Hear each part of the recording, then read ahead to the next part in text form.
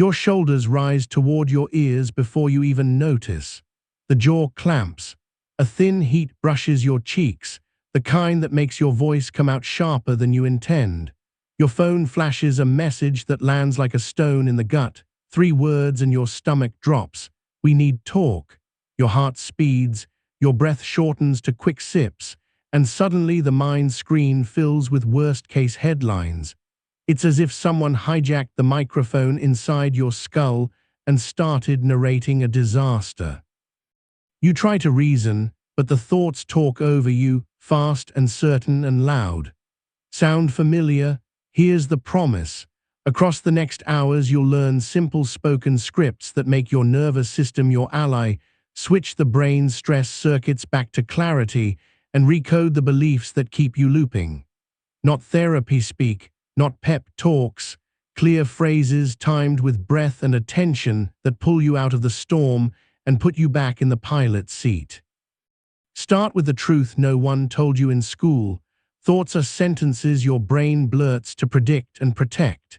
Evolution tuned the amygdala to scan for threat and grab your attention with sticky language. The more vivid the words, the more your body believes them. When stress spikes, blood flow tilts toward the alarm system and away from the prefrontal cortex, so you don't get nuance, you get headlines.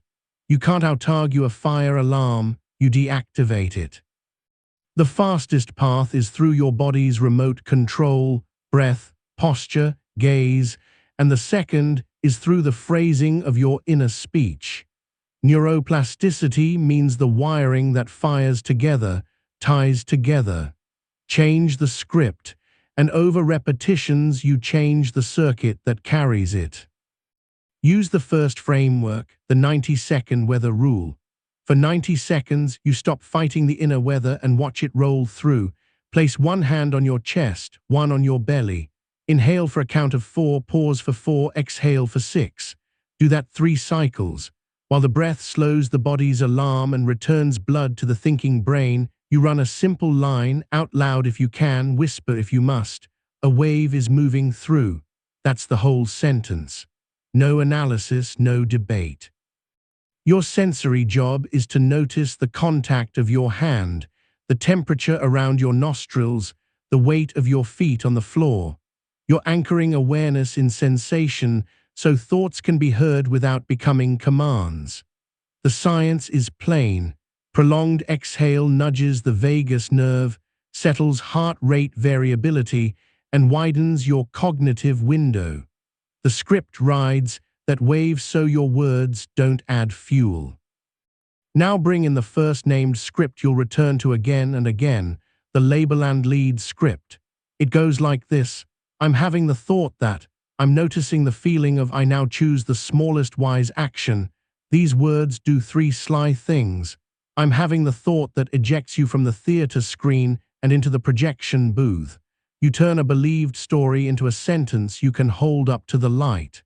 I'm noticing the feeling of connects cortex to body, which regulates intensity. I now choose the smallest wise action, recruits agency, and shrinks the task to something your nervous system can actually do. Your brain wants closure. Give it a doable physical verb. Sip water.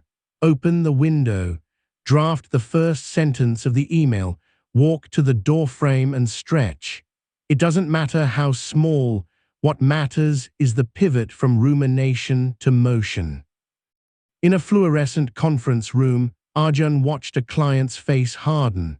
The deck was late, the timeline was tight, and his throat felt like a knotted rope. The sentence in his mind screamed, "You blew it, they're done, your boss will see you as a fraud." He could feel heat pooling beneath his collar as if someone had angled a lamp directly at his skin. He wanted to talk faster, louder, to outrun the feeling. Instead, under the table, thumb to forefinger, he pressed and counted a quiet 446. A lift of air, a brief float, a longer letting go. Then, in a voice just above a whisper that only he could hear, he said, "I'm having the thought that I blew it. I'm noticing the feeling of heat and tightness. I now choose the smallest wise action, ask 1 clarifying question." He raised his eyes. Before we decide, could we name the single riskiest detail so I can address it now? The client's jaw eased. The room temperature, imaginary or not, seemed to drop 2 degrees.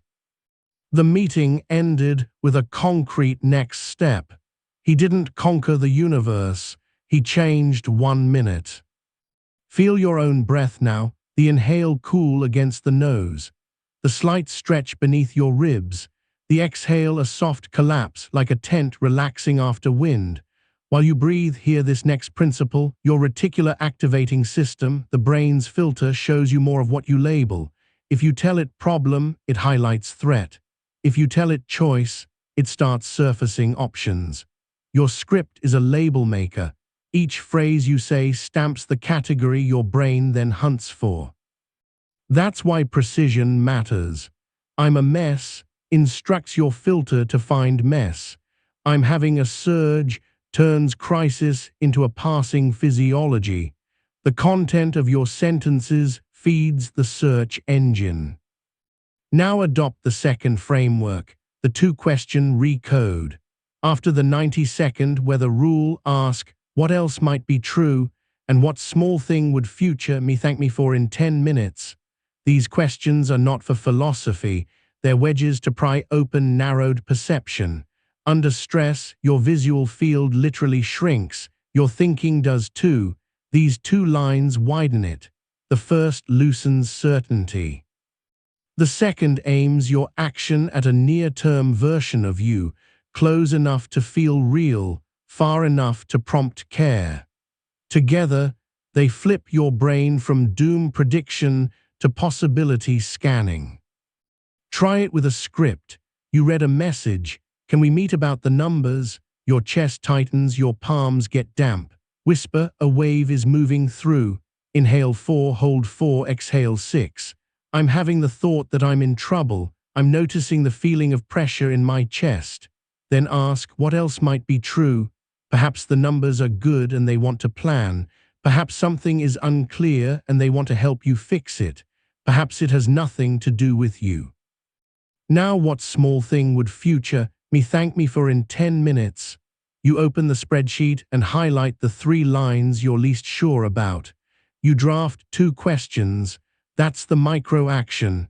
That's how belief begins to shift. Your body settles, your words loosen, your behavior aligns with evidence instead of fear. Notice your jaw, let it hang for 1 breath, then gently close your teeth as if holding a thin leaf. Feel the tongue soften away from the roof. Sensation is the secret door no one sees.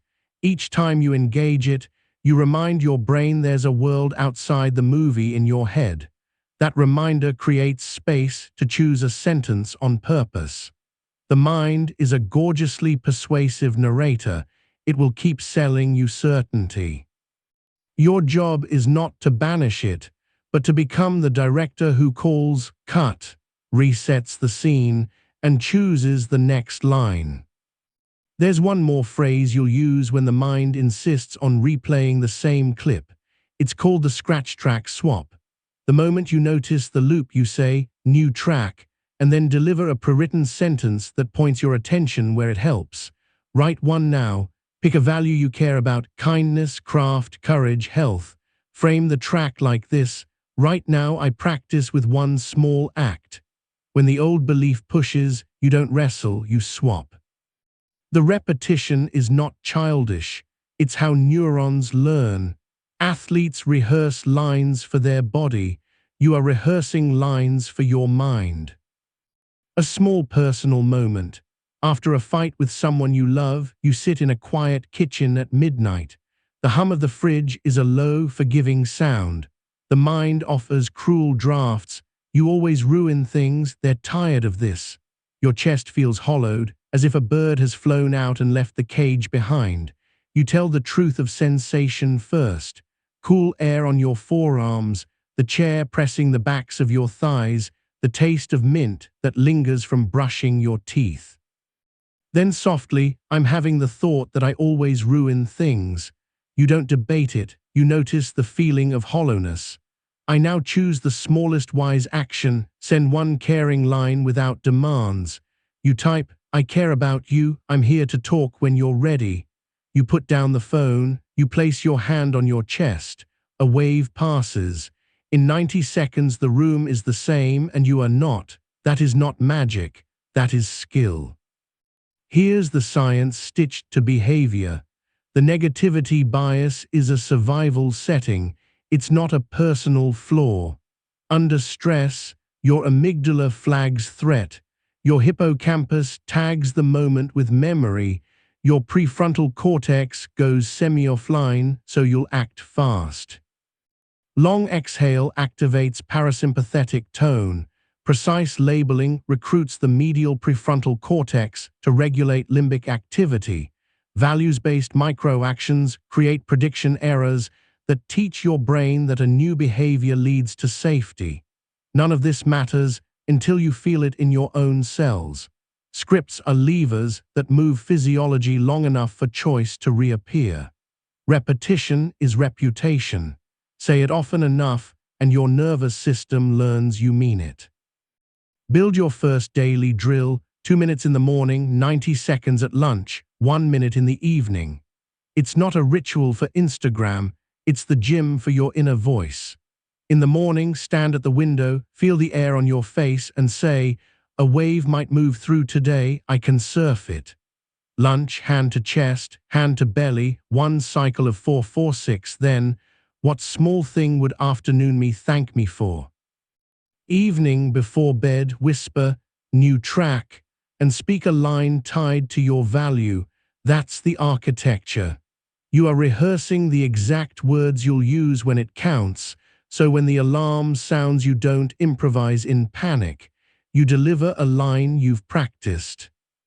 As you read, check your body, shoulders lower a notch. Breath warms as it leaves, eyes soften at the edges. This is what a mind sounds like when it becomes your teammate. You will still feel anger and fear and doubt. Weather doesn't end because you bought an umbrella, but with repetition you stop confusing clouds for climate. When a thought says, I am the truth, you answer, you are a sentence. When a belief says, I define you, you answer, you are a habit. Your identity steps off the stage and into the audience. You become the one who hears the lines and decides which get the mic. So here's your compact practice for the next 24 hours. Whenever a spike hits, whisper, a wave is moving through, breathe 4, hold 4, exhale 6. Then run, label and lead. I'm having the thought that I'm noticing the feeling of I now choose the smallest wise action. If the loop keeps spinning, say, new track, and play your value line. If certainty clamps down, ask the 2-question recode. It will feel odd at first, like speaking a new language with an accent. Keep going. The accent fades with use. The brain changes with repetition and reward, and your reward is the felt difference between being dragged by the mind and directing it. You are the awareness, not the emotion. You are the sky that watches the weather, not the thunder that passes through. You are the one who picks the next sentence. You're going to upgrade the voice in your head from heckler to coach, and the tool is timing. Your mind speaks in bursts. Phrases arrive in the half-second after a trigger. If you intercept those half seconds, you steer the next minutes. The mistake most people make is debating the critic while the body is still alarmed. You won't do that. You'll give your nervous system a grip, and you'll put a simple script in its palm. Then you'll practice until the words come out on their own, the way your hand reaches for a railing on stairs without thinking. Start with the stop-talk protocol. You can use it anywhere because it takes less than 15 seconds and doesn't look strange. The letters are your sequence and the words are your lines. S, stop. You say it softly, just enough to mark the moment. T, take 1 breath. You inhale through the nose, then let the exhale fall out longer than the inhale. O, orient. You speak 3 ordinary facts out loud. Door on the left. Blue mug. Afternoon light. P. Proceed with 1 sentence. You choose a line that aims your mind, not into past or future, but toward the next small act. It could be, I do the first step, or I ask one clear question. The power hides in orienting, tells your midbrain you're not in a tunnel. It widens the scene your eyes and attention perceive, which decreases the amygdala's certainty that danger is everywhere. The script pins this physiology to language so that the body's calm and the mind's words arrive together. Feel it now. The chair holds the backs of your thighs. Your feet meet the floor, heel, ball, toes. Air moves over the tip of your nose with a cool kiss, then leaves warmer, softer. Whisper, stop. Take one breath. Name 3 facts within reach. Then deliver one useful sentence. That's it. You're not explaining, you're aiming. When you aim, the reticular activating system starts serving you proof that you can act. This is not magic, it's optics. Your lens widens so you notice handles you missed. Let's stitch in science for why this works. The orienting reflex is ancient. When you turn your head and name an object, your superior colliculus and parietal systems map your surroundings and downshift internal alarms. Long exhale bumps the vagus nerve, which steadies heart rate and frees up prefrontal circuits for language with nuance. The moment you tag concrete details, door, mug, light, you dethrone catastrophic abstractions. The brain loves categories. You feed it simple, friendly ones. The stop-talk protocol gives your cortex a job it can actually do under stress, which stops it from spitting opinions it can't back with action. There is another script you'll pair with stop-talk when beliefs get loud. I call it the 3-camera reframe. Under stress, you film your life from camera 1, mounted behind your eyes, where every frame feels personal and absolute. You add camera 2, the friend lens, where you speak to yourself as you would to someone you cherish. Then camera 3, the future balcony, where you look at today's moment from 90 days ahead and choose language that makes sense there. The words are simple. From camera 1 I see, from camera 2 I would tell me, from camera 3 I choose. You are not pretending, you are adding angles. Multiple viewpoints lower limbic heat. They also recruit networks for empathy and planning that are offline during alarm. Use the 2-minute drill to wire both frameworks. Set a timer. In minute 1, run stop-talk once every 15 seconds, 4 rounds in a row. It will feel repetitive, that's the point. In minute 2, narrate a recent stress clip with the 3-camera reframe. Speak in a calm, even tone.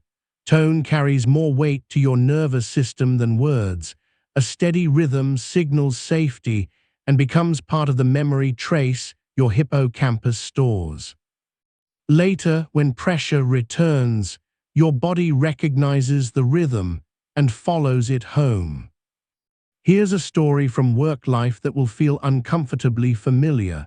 Jonah is a product lead at a scrappy startup. Cash runway is tight, a board meeting is days away. In stand-up, a bug surfaces that could delay the release. His mind spits, you're done, they'll replace you, you always overpromise. His palms slick. He watches his team's faces for disappointment and sees it everywhere. He wants to talk fast, to fill the air with plans.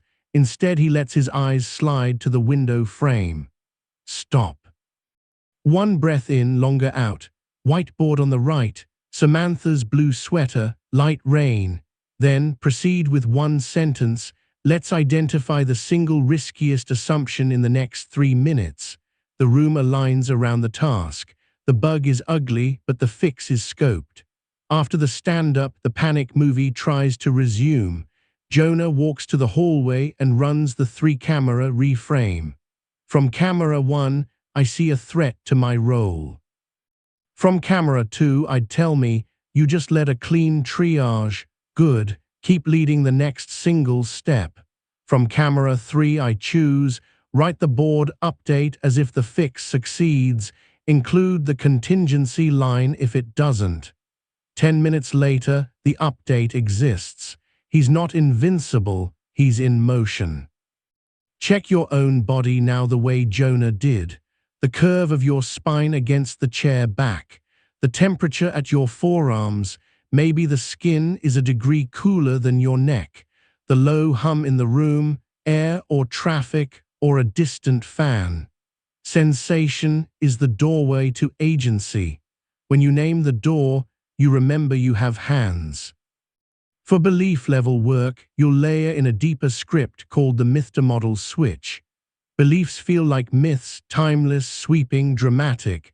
You'll convert them to models, specific, testable, upgradable. The line is, "That's a myth my mind tells, here's the model I'll test." Myth, "I'm bad at conflict." Model, "When emotion spikes, my heart rate hits 110 BPM and I tend to avoid. If I breathe out longer, name one observation, and ask one open question, conversations usually go better." Then you pick one measure you can count. Counting signals the brain to move from story to experiment. Over a week, you collect 5 reps. Your nervous system learns from data faster than from pep talks, and the script makes data simple. Add a body-based amplifier, the hum line. Humming on the exhale vibrates your larynx and stimulates vagal pathways, further cooling the alarm. It also forces a slower breath out, which lengthens the sentence you speak. Try it, inhale, and on the exhale hum a low note while saying softly, "Proceed with one sentence." Feel the buzz in your throat and cheekbones. Vibrations are tactile proof of voice. The body believes felt sound. Over time, the combination of hum and phrase becomes a conditioned cue. The moment you hum, your brain anticipates the next words and prepares to cooperate. Let's step into a different context: health. Nadia trains for her first half marathon. At mile 7 on a hot Sunday, a pinch blooms near her knee. The thought lands instantly: if you stop now, you're weak. If you keep going, you'll make it worse. You can't win. Heat presses her skin like a hand. Her breath turns shallow and prickly. She eases to a walk and runs stop-talk. Stop. 1 breath in, long out. Shade on the left. Water bottle half full. Wind from the south. Then proceed with 1 sentence. I scan for pain that changes with posture. She shifts. The pinch eases with a shorter stride. She hums once and runs the 3-camera reframe. From camera 1, I see failure. From camera 2, I'd tell me smart athletes adapt mid-run. From camera 3, I choose finish today as a technique day, schedule a physio check tomorrow at noon. The belief, I can't win, downgrades to a solvable problem. She doesn't run faster, she runs wiser. The neuroscience is your ally, not your mystic teacher. What you're doing when you reframe is recruiting the medial prefrontal cortex to tag limbic arousal with language, which downregulates the amygdala. When you add a future balcony, you bring in dorsolateral networks for planning. When you hum, you signal safety through vocal resonance and parasympathetic tone. When you orient, you widen visual and attentional fields, interrupting threat fixation. All of this buys you seconds. Seconds are the currency of choice. Now install a nightly ritual I call the script sandwich. It has 3 lines: a decompression line, a data line, and a direction line. Before sleep, you dim screens, sit on the edge of the bed, and place 1 hand on the top of your sternum where the breath first brushes. Decompression, a wave moved through today, it passed. Data, the sentence that helped most was, direction, tomorrow I'll reuse it at. The mind expects you to wander or worry in bed. You give it a short path. The reason this matters is memory consolidation. During sleep, your brain replays the day's emotional moments and tags the ones with clear resolution. When you close the day with a chosen sentence, you're instructing the replay system on what to store as a useful pattern. Feel the mattress under your weight. Notice how it answers your shape. The air near your face cools as you inhale. Your eyelids carry a grain of heaviness like fine sand. These are not throwaway details, they're anchors. When people say, be present, they often forget to give the body a place to stand. Sensation is that place. Some beliefs are stubborn because they started as protection when you were younger. You won't fight them, you'll update them. Here's the framework, the permission to precision pivot. First, you give the old belief permission to exist. Of course, you showed up, you kept me safe then. Then you move to precision. Today's conditions are different. The exact cue I'll use is, the script could sound like, of course you warn me I'll be rejected. Thank you. Today I'm meeting one person I trust, and the cue I'll use is their eyes warming when I pause. I can handle that. Gratitude plus specificity melts rigidity. The body reads both as cues that you're resourced in the present. Pair that pivot with a micro practice called the doorframe reset. Every time you pass through a doorway, you whisper one line you're installing this week. Doorways are natural state changes. Your hippocampus tags location with context. If you pair locations with lines, the line sticks. This week your doorframe line might be, new track, I practice steady effort. Or smallest wise action now.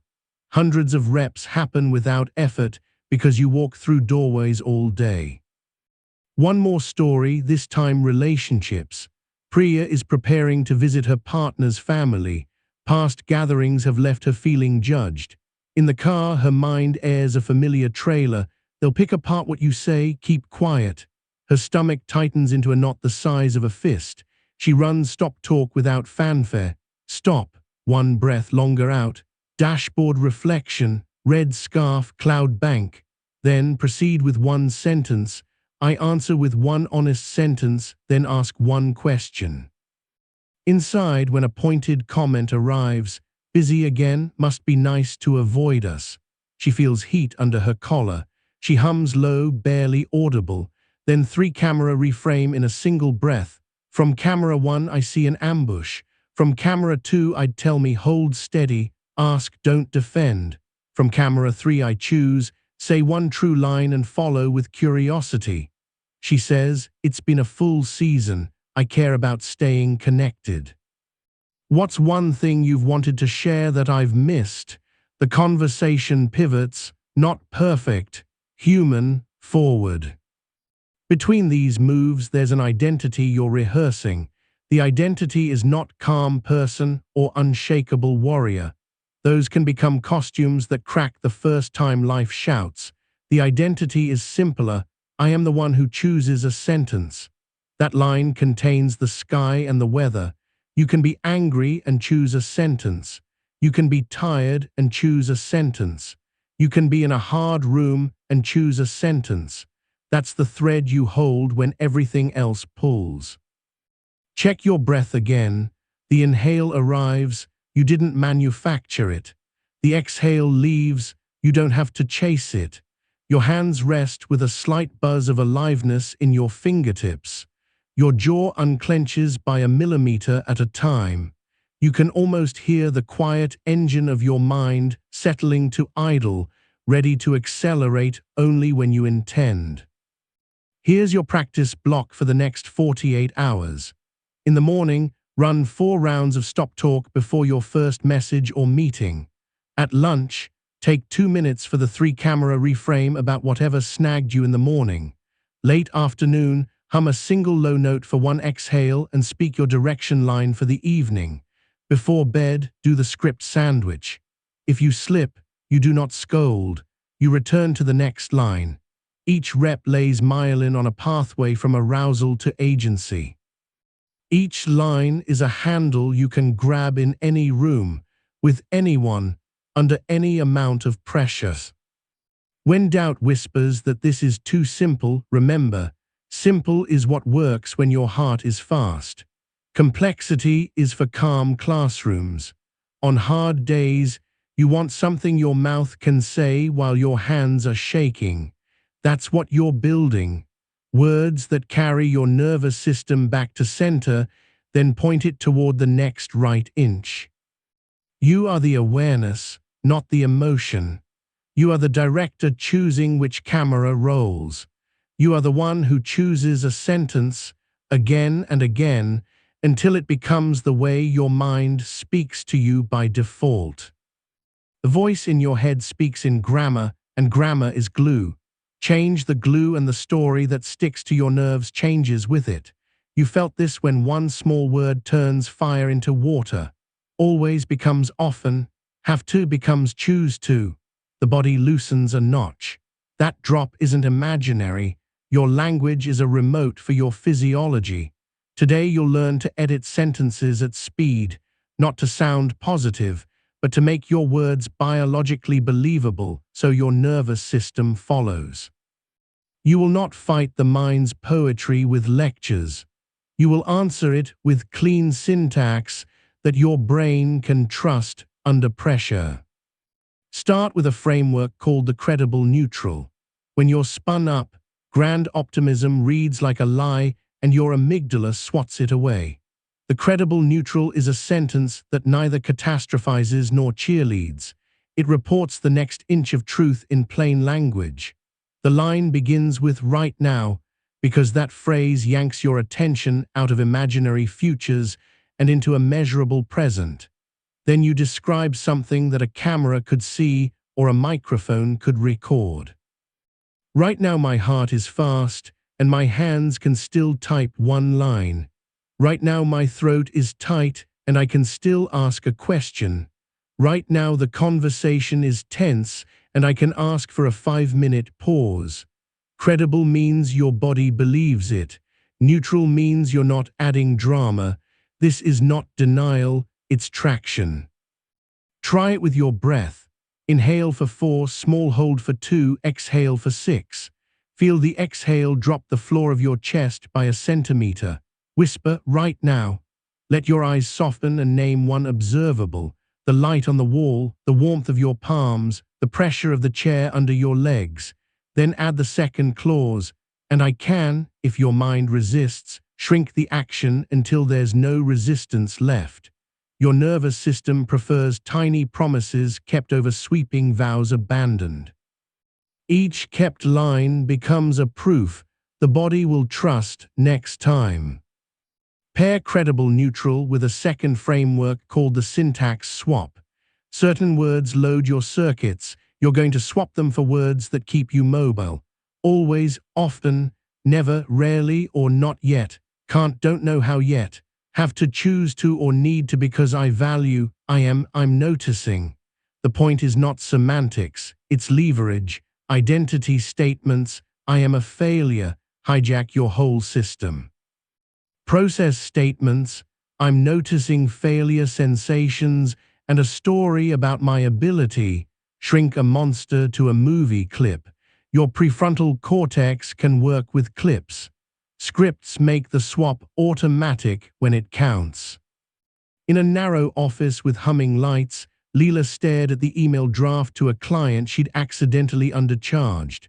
Her screen swam with phrases, "I'm so sorry," repeated 5 times, "I always mess invoices up, and I'll make it up to you somehow." She could feel a spread of heat across her upper chest like a slow spill. Her tongue felt thick.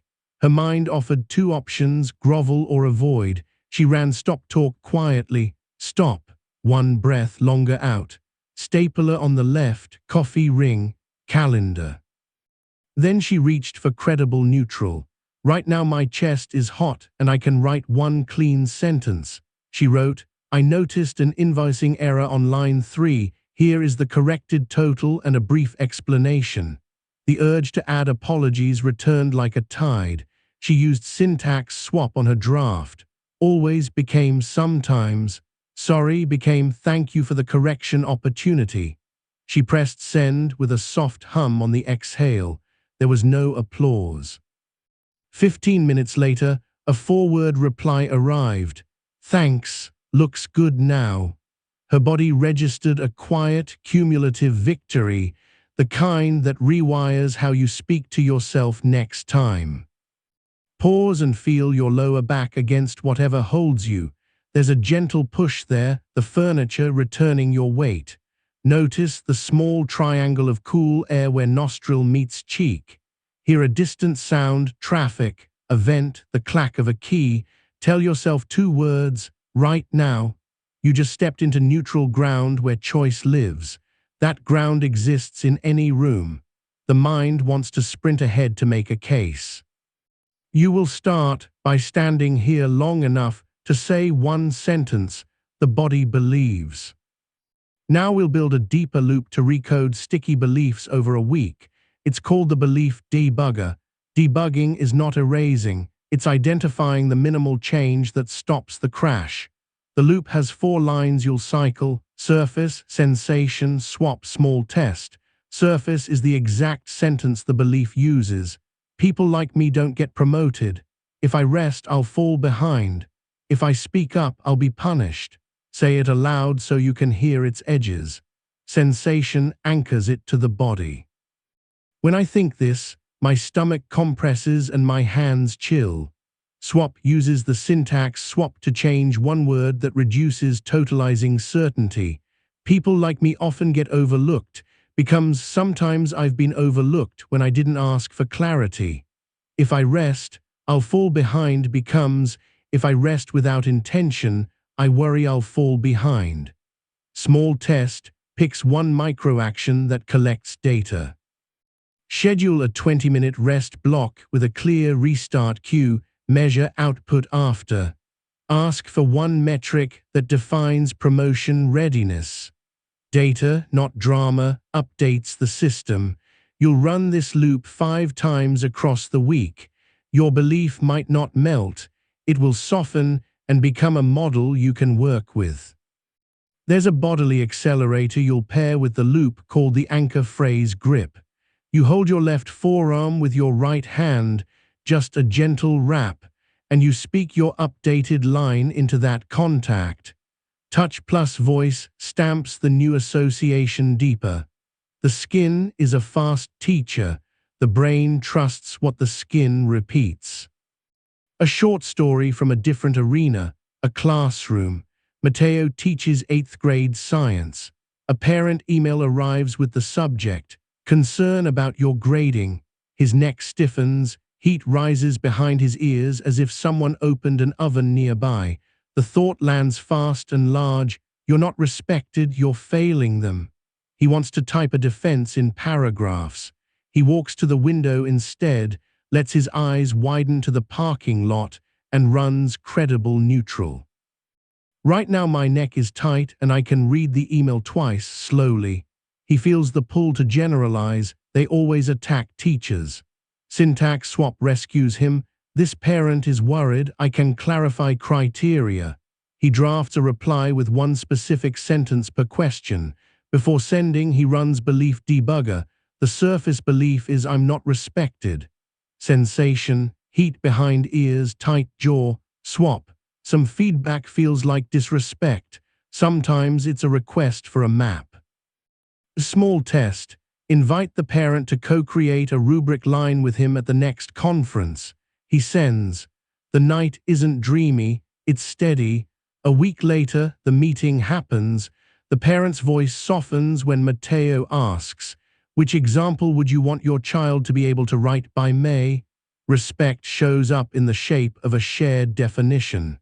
The belief adjusts by one click toward nuance. Notice your mouth now. Let your lower lip rest heavier for 2 breaths, then let the tongue drop from the roof of your mouth like a small hammock settling.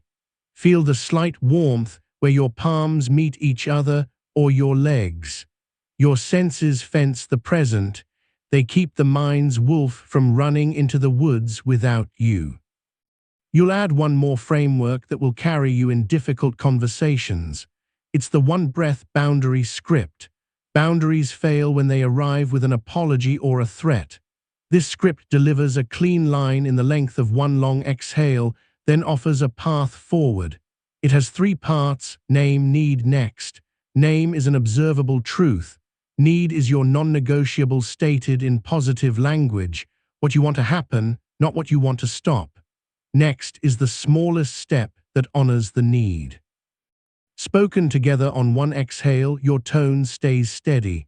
I hear voices raised, I need calm to think, let's pause 5 minutes and restart. We're past time. I need to end on the hour. I can answer 2 questions by email. I'm feeling overwhelmed. I need to schedule this. Let's pick a time tomorrow. If you want extra steadiness, hum low for 2 seconds before you speak. Then let the exhale carry the sentence out like a canoe on a slow river. Tie this to quick science. When you compress a boundary into one breath, you protect prosody, the musical quality of your voice, which the other person's nervous system registers as safety or threat. A steady exhale keeps prosody warm. You are not only saying a boundary, you are broadcasting it through tone that lowers defensiveness. The brain hears how you speak before it parses what you say. Let's step into a hallway at work where you might use it. TAEX manager has a habit of dropping last-minute requests that eclipse his planned deep work. At 4:52 p.m., a ping arrives. Can you take this deck for tomorrow morning? The old script in TAEX head shouts. If you say no, you're not a team player. His stomach flips as if he's in a slow elevator. He breathes out longer than he breathed in and runs the one-breath boundary. I'm at capacity for tonight. I need focus time to do this well. I can take 2 slides now and schedule the rest for Friday. The first reply is a thumbs up, then Friday works. He didn't win a battle. He tuned his language so the request met reality without blame. His belief that no equals danger loosens a notch, not because he argued, but because he acted and survived. Now you'll install a drill I call evidence pebbles. Your mind's courtroom remembers the dramatic losses and overlooks the quiet wins. You'll collect small stones of proof to weight the scale.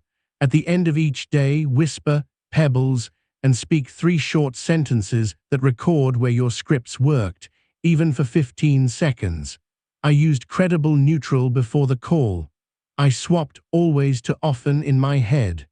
I set 1 breath-length boundary about time.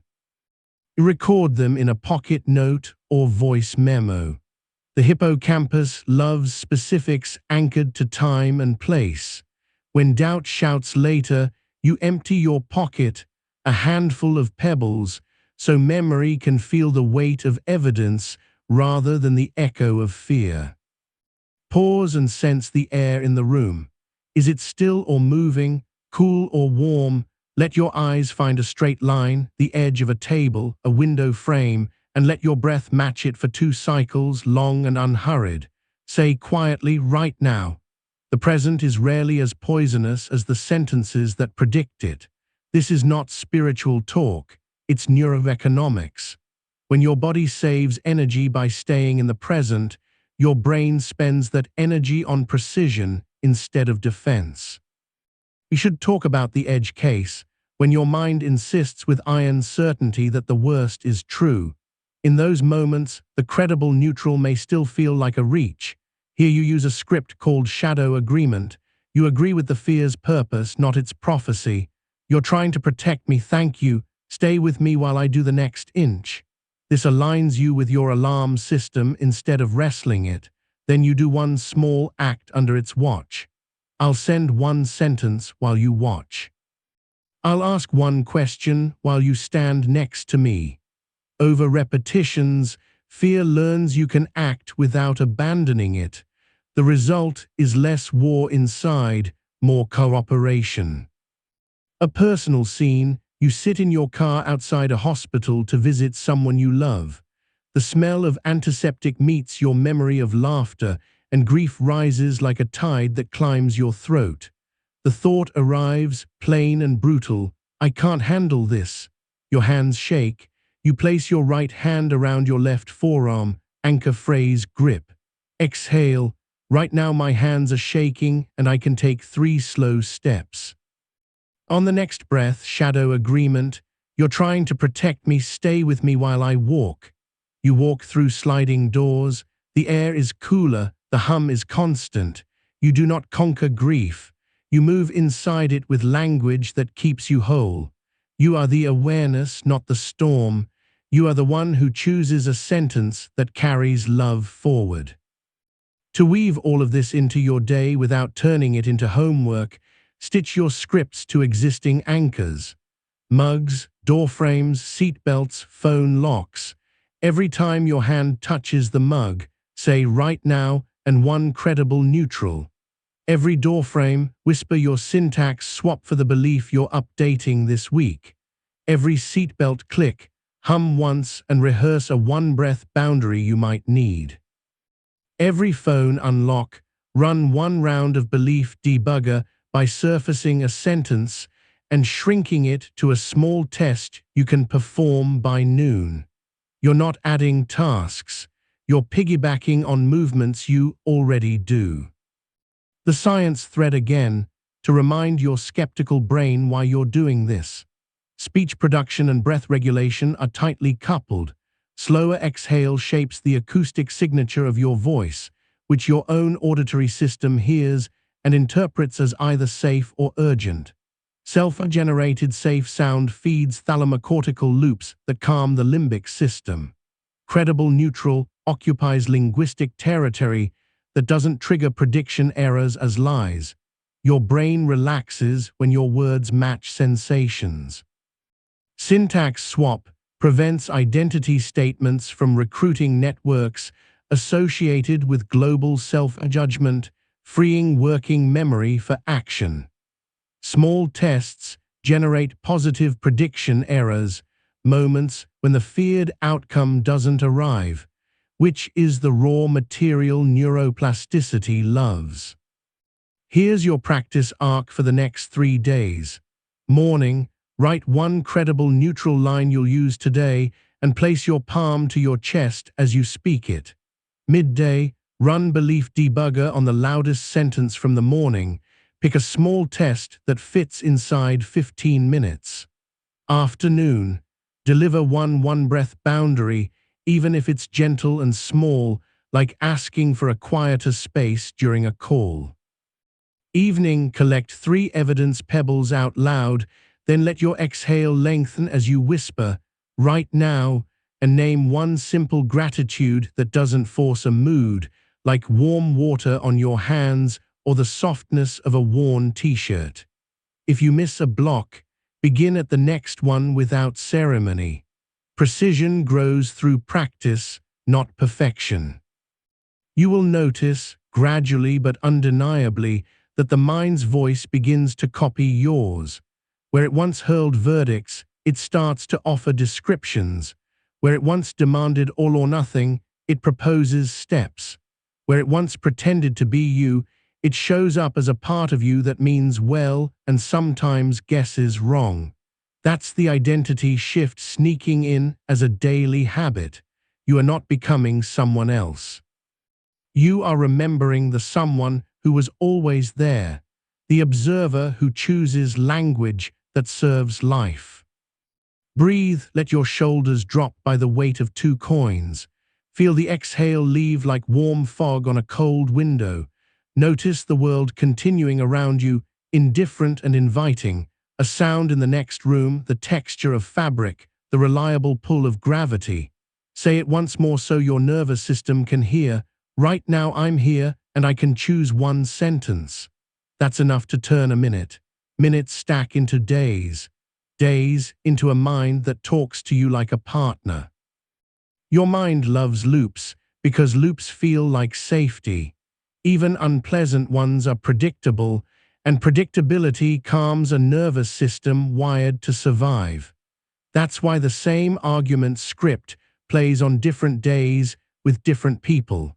That's why your mouth answers with a rehearsed line you didn't choose. Today you'll build 2 tools to break loops gently instead of violently. You'll map the trigger so it stops being a phantom, and you'll chain micro-yeses so your body learns forward movement without revolt. You're not going to win against your mind. You're going to invite it to a better job. Begin with trigger cartography. Cartography because you're drawing a map, not writing a diary. A trigger has 4 landmarks: cue, sensation, story, reflex. You speak them in one clean sentence so the pattern shows itself. Cue unopened email at 7 p.m. Sensation, heat in throat. Story, you messed up. Reflex, overwork until midnight. The mapping strips away fog. You aren't bad, you're patterned. Once you see the shape, you can choose a detour. The script is simple and spoken out loud if you can. Cue, sensation, story, reflex. Then comes the detour line. I'll insert a bridge. A bridge is one small act that interrupts the reflex without pretending the story doesn't exist. I'll set a 20-minute cap. I'll send a 2-sentence acknowledgement and schedule the fix. I'll move my body for 1 minute before I type. The brain respects named routes. When you chart 1, your reticular activating system begins serving you signs that support it. Feel the details of now. The chair takes your weight and returns it. A tiny draft grazes your skin where sleeve meets wrist. Your inhale is a cooler ribbon, your exhale leaves warmer. Whisper your map for something that snagged you this week. Let the words be plain. Cue, calendar invite from the big client. Sensation, hollow in my gut. Story, they're disappointed. Reflex, rewrite the deck alone. Bridget, I'll ask for the top 2 concerns before I edit. You just turned a haunted hallway into a lit corridor with exits. Your body hears the difference. Pair trigger cartography with the micro-yes chain. The micro-yes chain is how you escort a braced nervous system into action without forcing it. A micro-yes is not a decision speech. It's the smallest bodily agreement you can make in the next 10 seconds. You collect 3 in a row, then you act. The script is quiet and rhythmic. Yes to placing feet flat. Yes to 1 long exhale. Yes to reading the first sentence. Then you move. The chain bypasses the mind's grandstanding and gives your body 3 wins so it will follow you. Success at small scale accumulates into willingness at larger scale. This is neuroeconomics again. Your brain invests effort where it receives quick return. Micro-yeses pay immediately.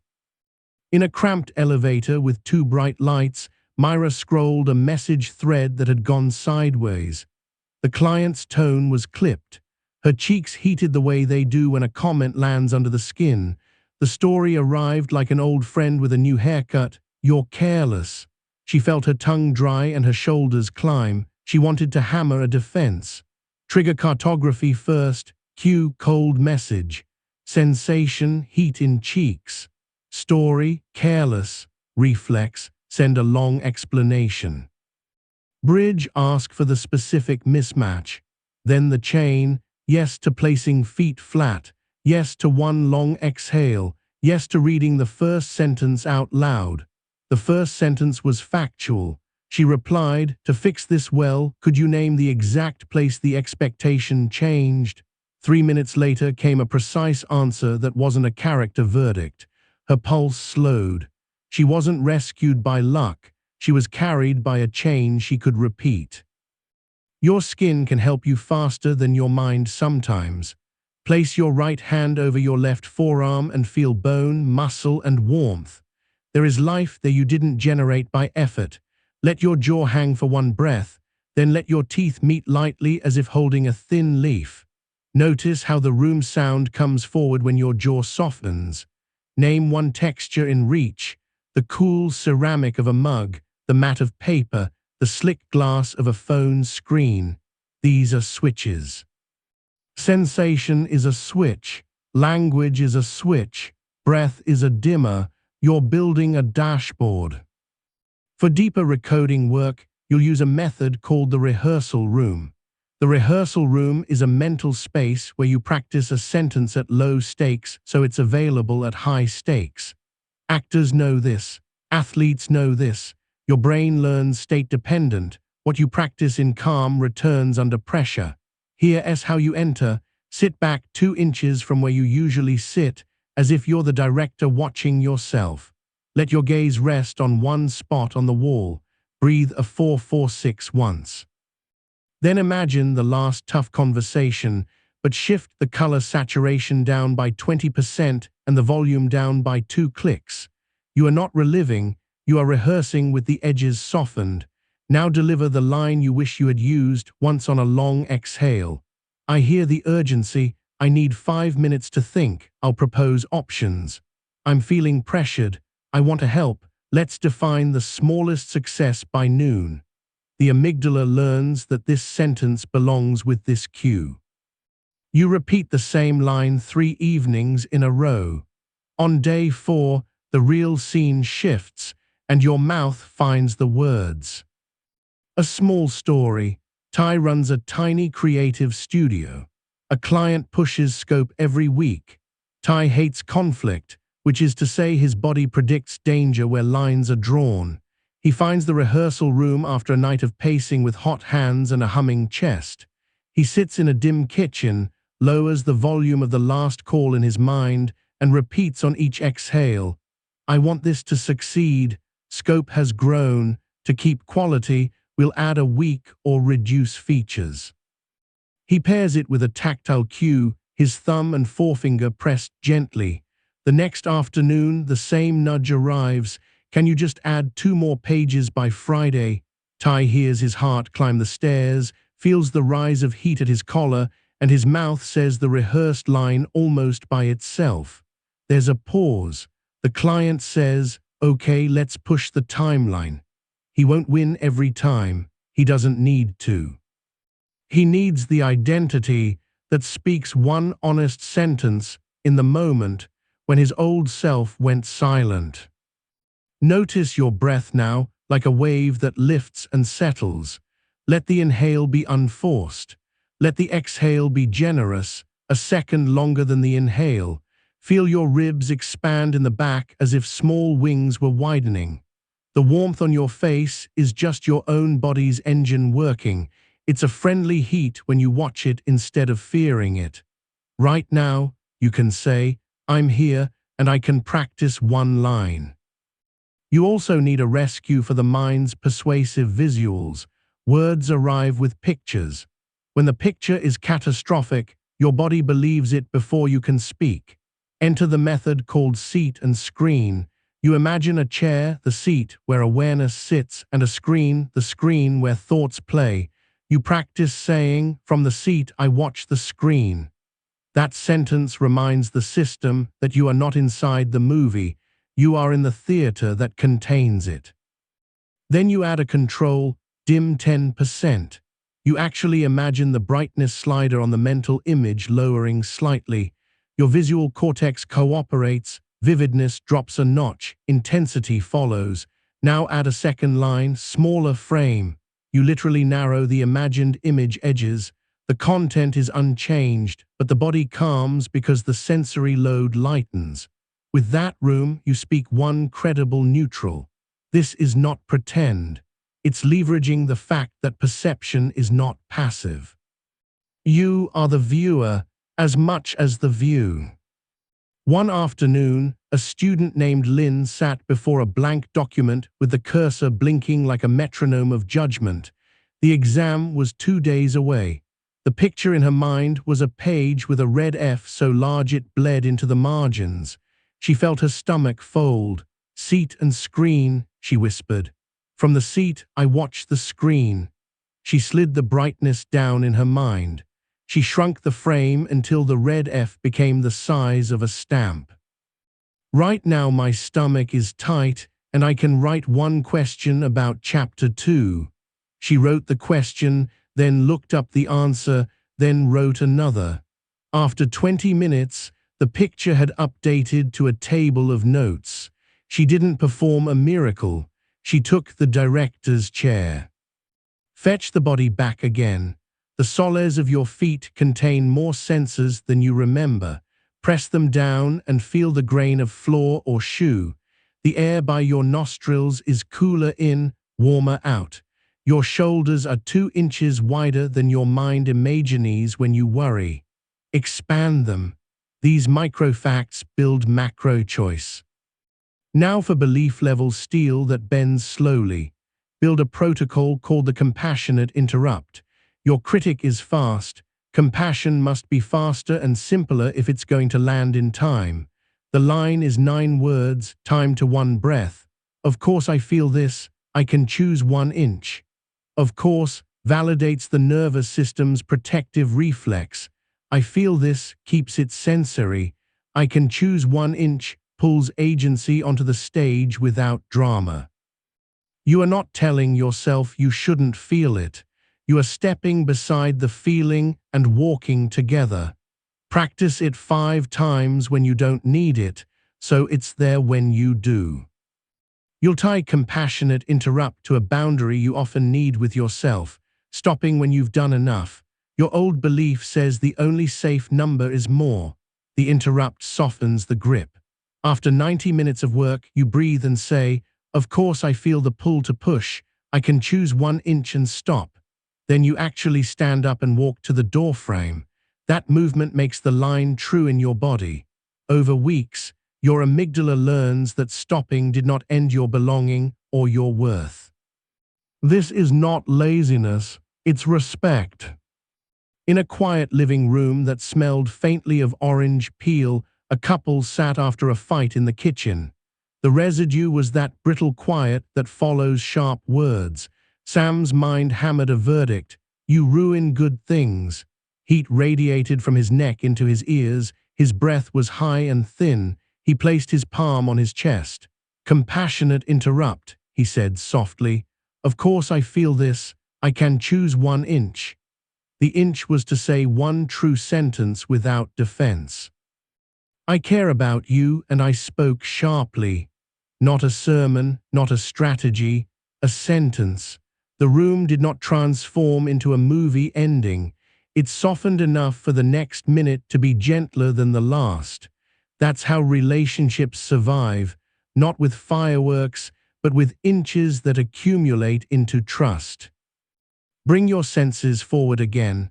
The smell in the room, faint soap, coffee, paper, rain, a patch of light on a wall. The simple fact that gravity holds you without permission slips or effort. You are in a real place, not just a mind movie. Repeat a line that fits in your mouth easily. A wave is moving through. You have used it before, use it again. Repetition is not failure, it is the method. We'll add a practice for peak anxiety moments when language feels slippery. It's the 5 count ladder with words. Inhale for 4, hold for 1, exhale for 5. On each rung of the exhale, you attach a single word you believe. First, breath, here. Second, breathing. Third, capable. Fourth, choosing. Fifth, now. The particular words don't matter, believability does. The ladder couples the rhythm of your autonomic system to a set of cues that anchor identity.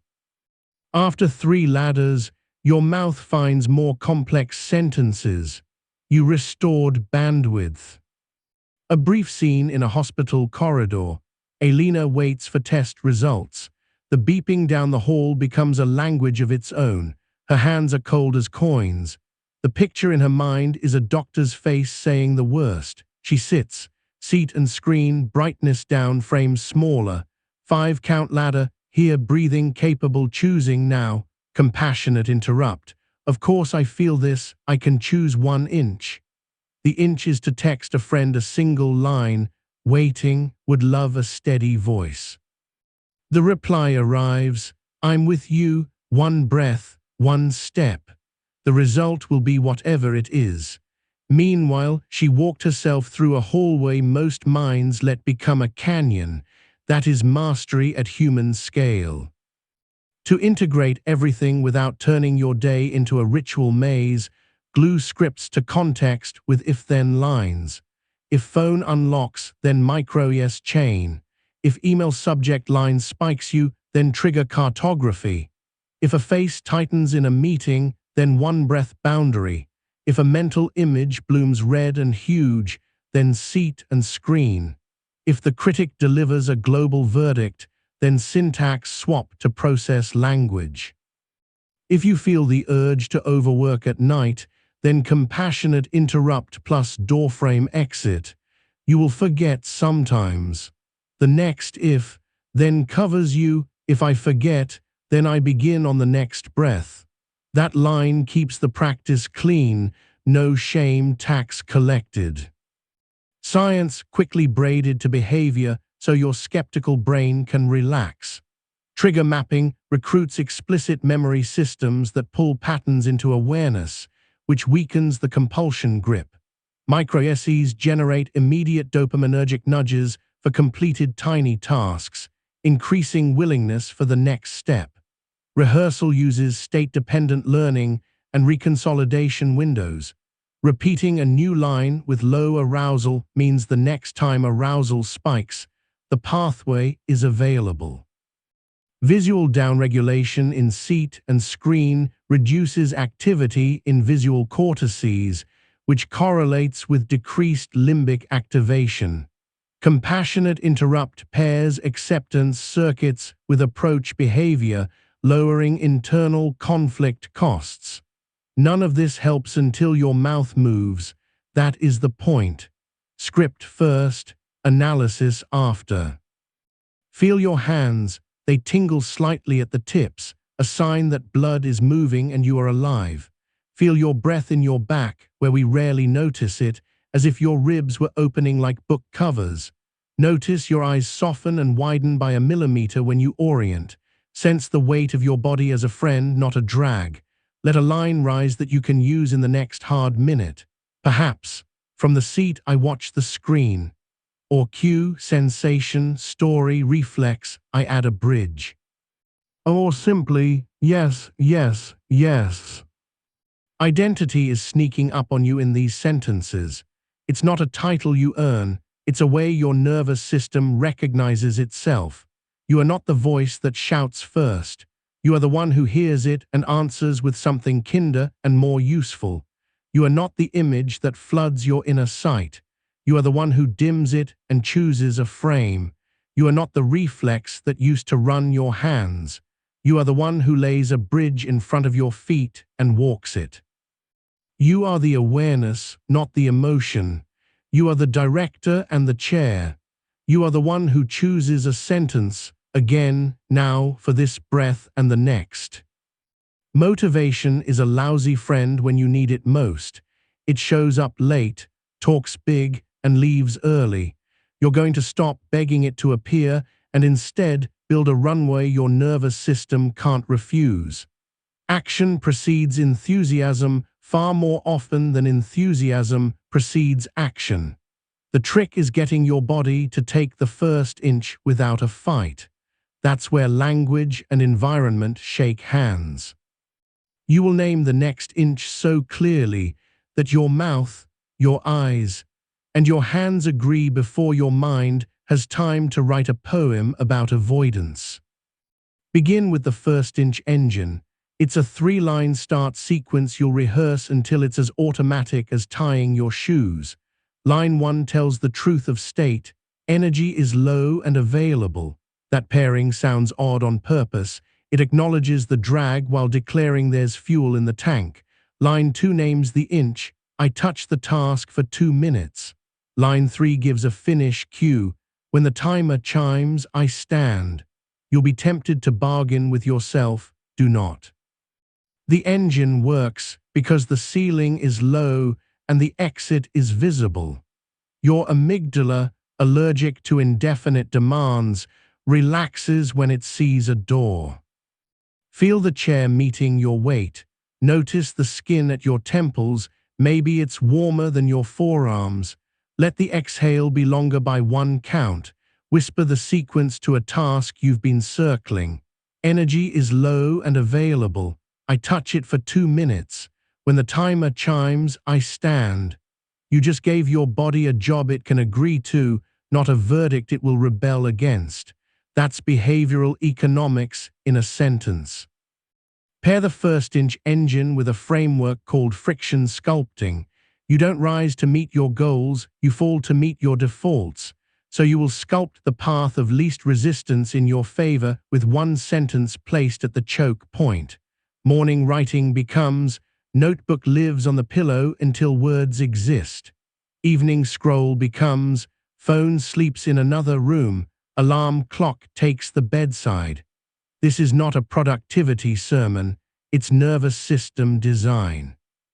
Your brain loves what's near and hates what's hidden. Speak the proximity rule aloud as you set it, so your motor system ties the words to the move. In a shared kitchen that always smelled faintly of toast, Eva wanted to finish a portfolio piece she kept postponing.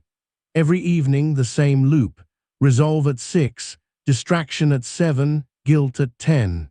She tried willpower like a hard hat, and it cracked every time. On a Tuesday, she laid frictions sculpting like a carpenter. She carried her laptop to the dining table before dinner and placed her sketchbook on the chair so she couldn't sit without moving it. She said the path out loud, soft but firm. Sketchbook blocks the seat, pencils live beside the plate, 2 minutes touch the file before anything else. At 7, her old story arrived. You need a clean hour to start, this is it, and her mouth ran the first-inch engine. Energy is low and available. I touch it for 2 minutes. When the timer chimes, I stand. 2 minutes turned into 8. At the chime, she stood and walked to the sink as promised. The surprising warmth of water on her hands was relief, not shame. The next evening, the same. 3 nights later, the file had shape. She didn't conjure motivation. She removed splinters on the path and spoke lines her body trusted. Check your own senses the way Eva learned to. The cup in your hand, if there is one, is smoother where it has been held for years. The air near your nostrils is a degree cooler going in than coming out. Your shoulder blades can slide down your back an inch if you invite them. Say, energy is low and available. Feel how that grants permission, and permission creates momentum. The mind will argue that short efforts can't change big outcomes. You will answer with a method called the 2-minute landing strip. A landing strip is the visible line that tells a pilot where to touch down.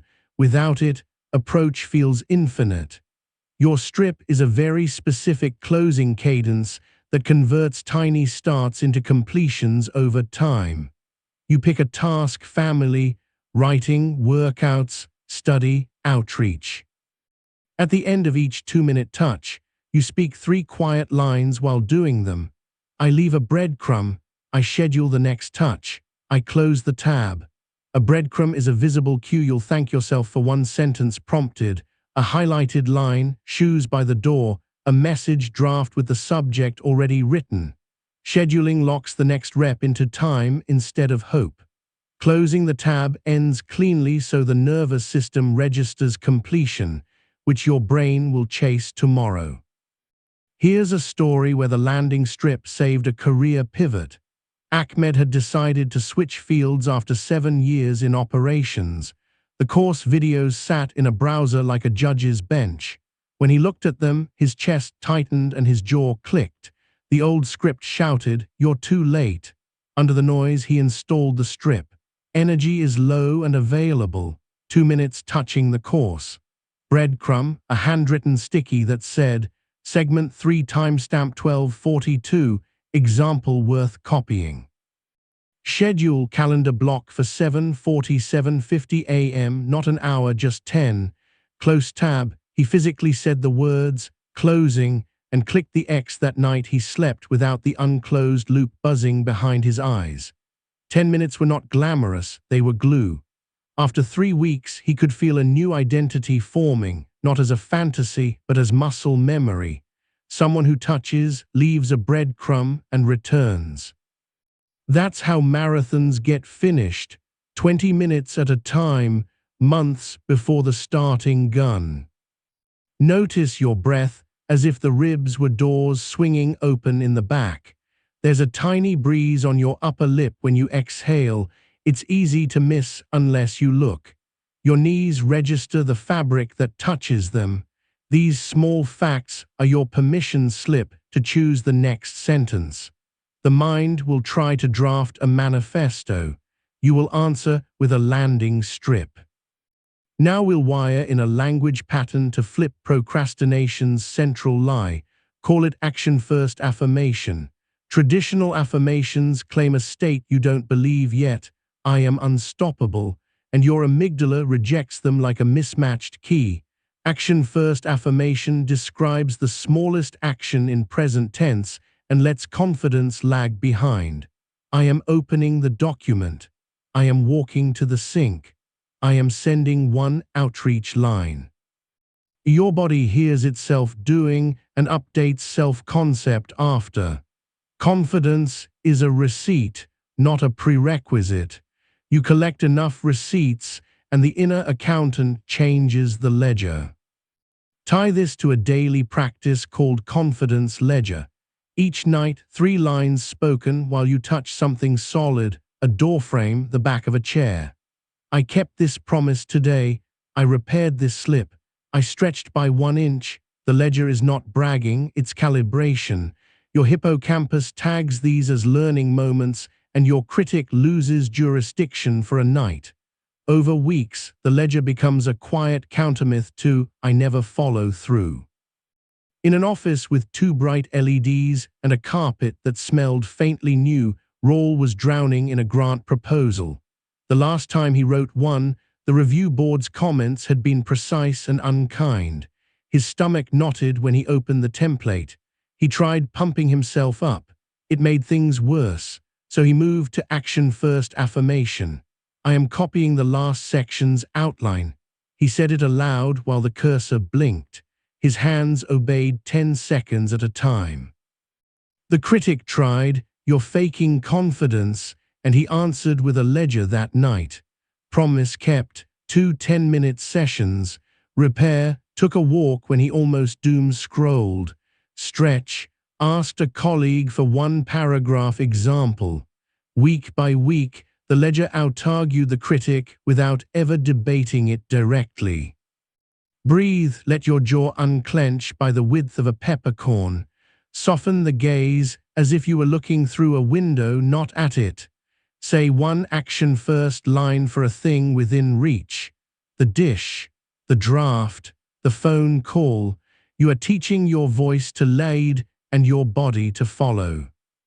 Because beliefs about time fuel so much stress, you'll adopt a script called the Quiet Hour Covenant. A covenant is a promise with structure. Each day you designate 1 quiet hour, the same window if possible, where you vow to protect a single priority with 3 conversational moves ready. Move 1 speaks to yourself. This hour is a sanctuary, I am inside. Move 2 handles interruptions kindly. I'm in my quiet hour, I'll return at. Move 3 addresses your own impulse to bail. Of course I want to flee, I can stay 1 inch longer. You will fail sometimes. The covenant isn't a cage. It's an identity rehearsal. Someone who defends 1 meaningful hour like a craftsman guarding a bench. A scene from a shared workspace. Haley is a junior lawyer with a brain excellent at making other people's emergencies her own. She chose 9:10 a.m. as her covenant hour for a brief that required attention like a narrow beam of light.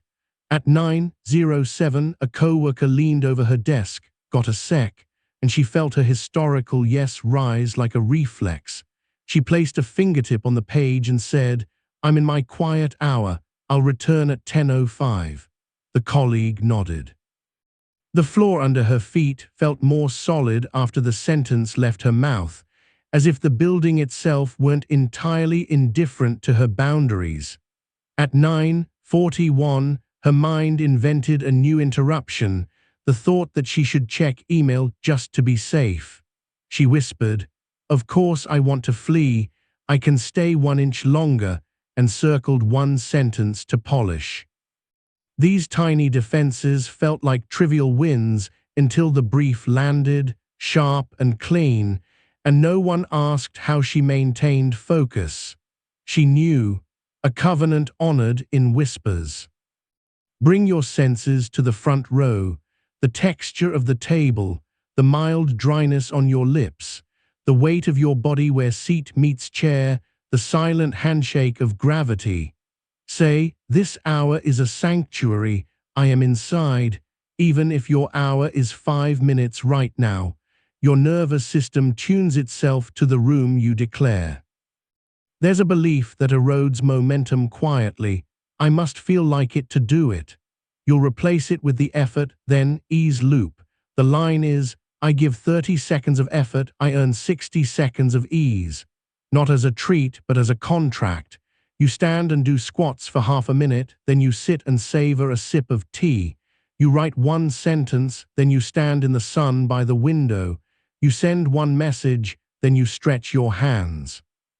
The loop converts effort from a cliff to a wave, and your brain, which loves immediate reward, buys the trade.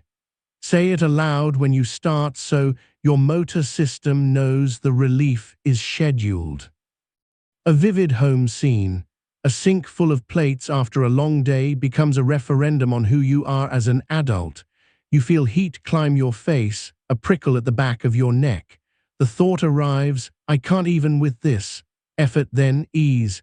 30 seconds of effort, 60 seconds of ease. The hot water runs over your fingers, which at first feel like cold marbles warming in a pocket. Plates move to rack. Timer chimes, you stop. You step onto the balcony for a breath of night air that tastes like rain and dust. You return willingly for another wave. 10 minutes later, the sink gleams. You didn't win at life. You kept a contract, and contract keeping is how your nervous system learns to cooperate. To bring emotion and decision together, you'll use the value phrase injector. Your brain hooks to meaning faster than to duty. For any task you avoid, insert the value that matters to you into the sentence so the limbic system sees a reason. I'm answering this message to practice care. I'm studying for 30 minutes to practice craft. I am resting now to practice longevity. The injector is not spin, it's orientation. You're pointing your action at a flag you chose. The body will go farther for a flag than for a checkbox. One more story, this time about sleep, because exhausted brains make harsh sentences. Danica prided herself on grit, which too often meant sprinting through the red lights of fatigue. At midnight, she'd read one more article, answer one more email, and her mind would jab, winners push. Her mornings became a fog with sharp edges, and her self-talk went feral. She installed the sleep gate script. At 10:30 p.m., she stood by the bedroom doorframe and said, "The gate is closing, I can walk through." She brushed her teeth with the slow-ticking metronome of a 4-4-6 breath. In bed, she ran the script sandwich you've met and added the value phrase injector. Lights out to practice longevity so tomorrow's words are kinder. After a week, the morning fog thinned. Her mind's sentences shifted from courtroom to coach, because sleep had returned power to the circuits that choose words. Take a breath. Feel the mattress under your thighs or the cushion under your hips. Hear a distant rumble that might be someone moving upstairs or a bus turning a corner. These details do not fix your life. They fix your attention long enough to let your next line carry weight. You will meet days when everything feels like too much. On those days, use the one-page day script. It doesn't pretend the book is small. It prints one page you can read. The line is, today is one page, I draw 3 boxes. Box 1 is a care act, box 2 is a move act, box 3 is a make act. You don't write a list. You draw 3 squares on paper or screen so your visual system feels limit and completion. Then you speak. I color one box fully. Care might be water and stretch. Move might be a walk. Make might be 1 paragraph or 1 email. At night you hold the page, see color inside 3 shapes, and your nervous system receives the message. The day happened, you participated. Tomorrow can be turned when today ends with a completed shape. Because stress often lives in your mouth, we'll add a tiny physical cue called the roof release whisper. When inner pressure climbs, your tongue clamps to the roof of your mouth and tells your whole system to brace.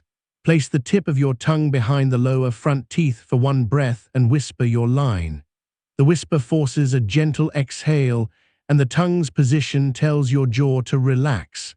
You're informing your brain through anatomy that you are not biting anything, you're speaking. Do this before difficult calls, during tense pauses, and anytime your mind begins to sharpen into a weapon against yourself. Picture a negotiation table. The air is recycled and slightly cold, the kind that makes your skin feel like paper. SAE sits across from a vendor who loves pressure tactics. She feels her tongue glue itself to the roof of her mouth, as if to hold back what she might say. Roof release whisper, tongue down, soft exhale. I ask one clarifying question. She says, could you walk me through the exact failure case you're worried about? The room tilts from posture to particulars. Her body warms by 2 degrees. She didn't become fearless. She changed the mechanics of her mouth and wrote the new sentence that followed. Every technique is a way of remembering the same identity. You are the awareness that chooses a sentence and the designer who lowers friction so the sentence can become behavior. When the old loop returns, and it will, you won't ask, why again? You'll say, of course you're here, and reach for the first-inch engine, the landing strip, the covenant, the effort, then ease loop, the ledger, the injector, the whisper. You don't need all of them in one moment. You need one that fits the room you're in. Check your senses one last time before you move. The air tastes faintly like whatever the day has been cooking. The fibers on your clothing leave a pattern on your skin you could trace with a finger.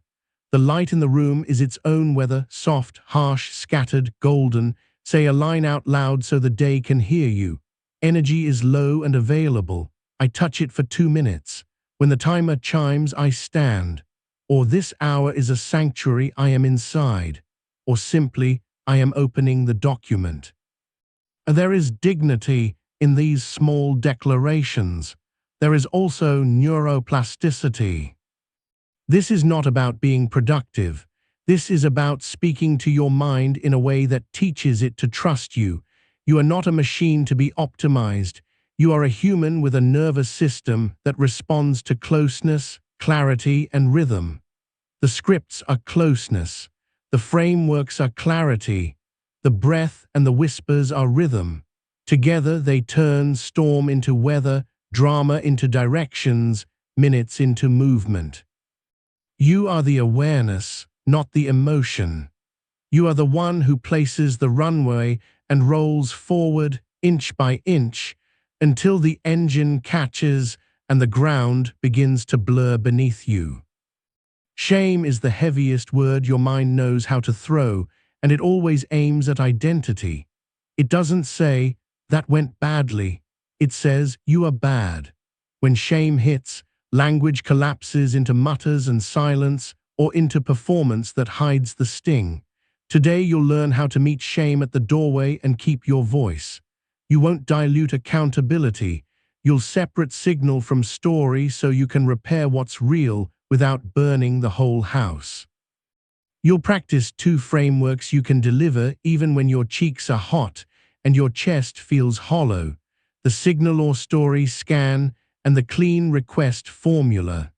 You'll also wire a more advanced move, the emotional alchemy ladder, so a flooded moment becomes a stairway instead of a trap door. Start with the signal or story scan. When a spike lands, an email with blunt feedback, a partner's sigh, a missed deadline, you run a 3-line check that fits on one exhale. Signal, what happened in facts.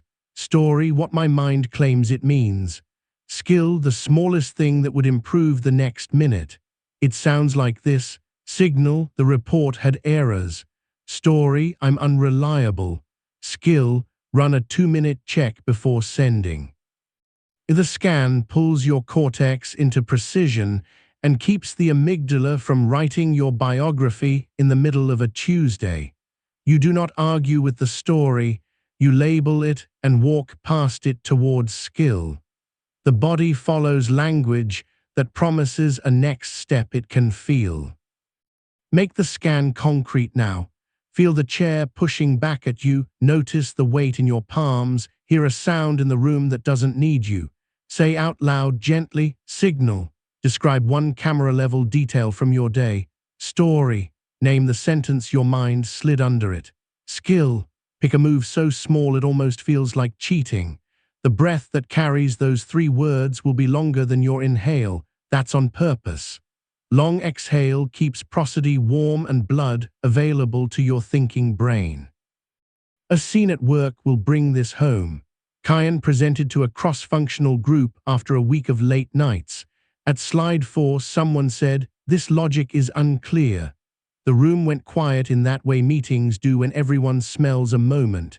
Heat traveled up Kyan's neck. His eyes tunneled. He could feel the thud of his heart in his gums. He wanted to over-explain or to vanish.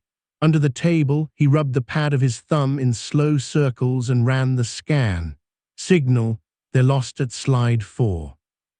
Story, I'm not good enough to lead. Skill, ask for the missing assumption.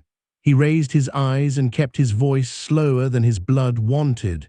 Can I name the piece I suspect I skipped? Which assumption feels invisible right now? The question pulled the room onto the same page. The feedback became a map. Shame loosened its grip by one finger. Nothing about Kyan's worth had been on trial, a sentence had. Check your own mouth. Let the tongue drop from the roof for one breath. Your jaw will follow. Feel cool air slip in. Let warmer air leave. Sensation reopens the door that panic tries to lock. When the door is open, your next sentence can get through. Now for the clean request formula. Shame loves vagueness. It keeps you apologizing or attacking instead of asking. A clean request has 3 parts that fit in one calm exhale: context, need, specific ask. Context names the smallest relevant fact. Need states what allows you to function well, phrased as presence rather than absence. Specific ask makes the smallest testable move. We are 10 minutes from the deadline. I need clarity to do this well. Can you tell me the single priority line? I'm feeling overstretched. I need focus. Could we move this to 3 p.m. or reduce scope by 1 bullet? We've been raising voices. I need calm to think. Can we pause for 5 and return? The formula keeps dignity on both sides. It converts the nervous system's flinch into language that offers a path forward. A kitchen story shows what this sounds like in real life. Anna and Jules share a small apartment and an uneven distribution of chores. Anna came home late to a sink of dishes that looked like a museum of recent meals. Her chest tightened, her jaw clicked. The old script sharpened. They don't care about me. She almost fired the opening salvo. Why do you never? Instead, she breathed out longer, touched the doorframe with her fingertips, and delivered a clean request. I'm wiped after a long shift. I need to feel we're a team. Could we set a 15-minute reset now and a Sunday plan for dishes? Jules blinked, then nodded. The conversation turned from blame to logistics in 2 sentences. Later, Anna ran the signal or story scan alone. Signal, the sink. Story, uncared for. Skill, ask sooner and set default days. The sink did not determine their love. Their sentences did. Feel your feet as if the skin they were listening. Heel, ball, toes. If you're seated, notice the back of your thighs meeting the chair. If you're standing, notice how your ankles stack over your heels. Whisper, right now, and name one neutral fact the way you've practiced. Your nervous system relaxes when your words match your senses. It tenses when words make claims your body can't feel. You will meet moments when shame is old, braided to years of learning to hunch and hurry. For those, you move to the emotional alchemy ladder. Alchemy because you are changing the form without pretending the substance isn't there. The ladder has rungs your mouth can climb. Notice, name, normalize, nudge next. Notice is a single sensory sentence. Heat under my collar. Name adds a simple feeling word. That's shame. Normalize thanks the reflex. Of course you showed up. You think you keep me safe. Nudge introduces 1 degree of agency. I can loosen my jaw and breathe. Next directs the smallest action toward value. I'll apologize for the miss and propose 1 fix. Climb the rungs slow enough for your body to keep up. The ladder takes 90 seconds when you've practiced and works in rooms where pretending you're fine never did. A story in a hospital hallway where old shame liked to visit. Mark's father was a stern man. As a kid, Mark learned to move fast and quiet. As an adult, he carried rush and resentment like twin briefcases.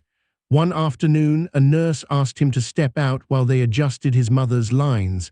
Something about the firm tone tripped a wire. Heat hit his face. The thought shot through, "You're in the way." He felt 12. The urge to snap stiffened his shoulders.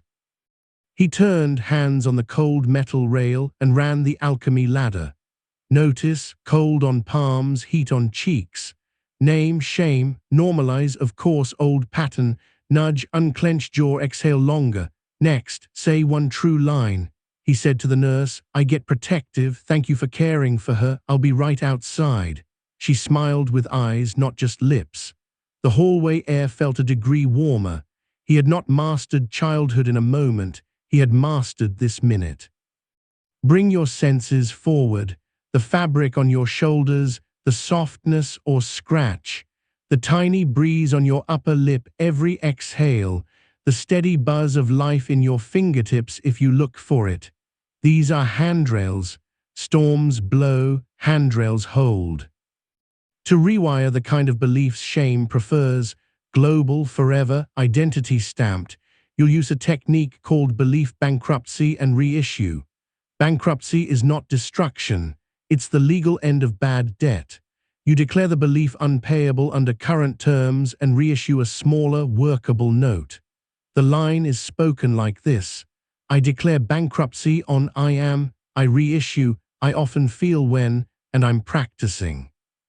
I declare bankruptcy on I am lazy, I reissue, I often feel drained after social days, and I'm practicing first inch starts at 5 p.m. Your nervous system can't honor an infinite bill. It can pay a small invoice today. Speak the reissue while touching your sternum so your body hears the contract is with it, not against it. Tie bankruptcy and reissue to a micro drill called the echo and anchor. When feedback lands and your chest clenches, you echo the fact in 10 words or fewer, then anchor to a next step. You're right, the draft was late, I'll send timelines by 5.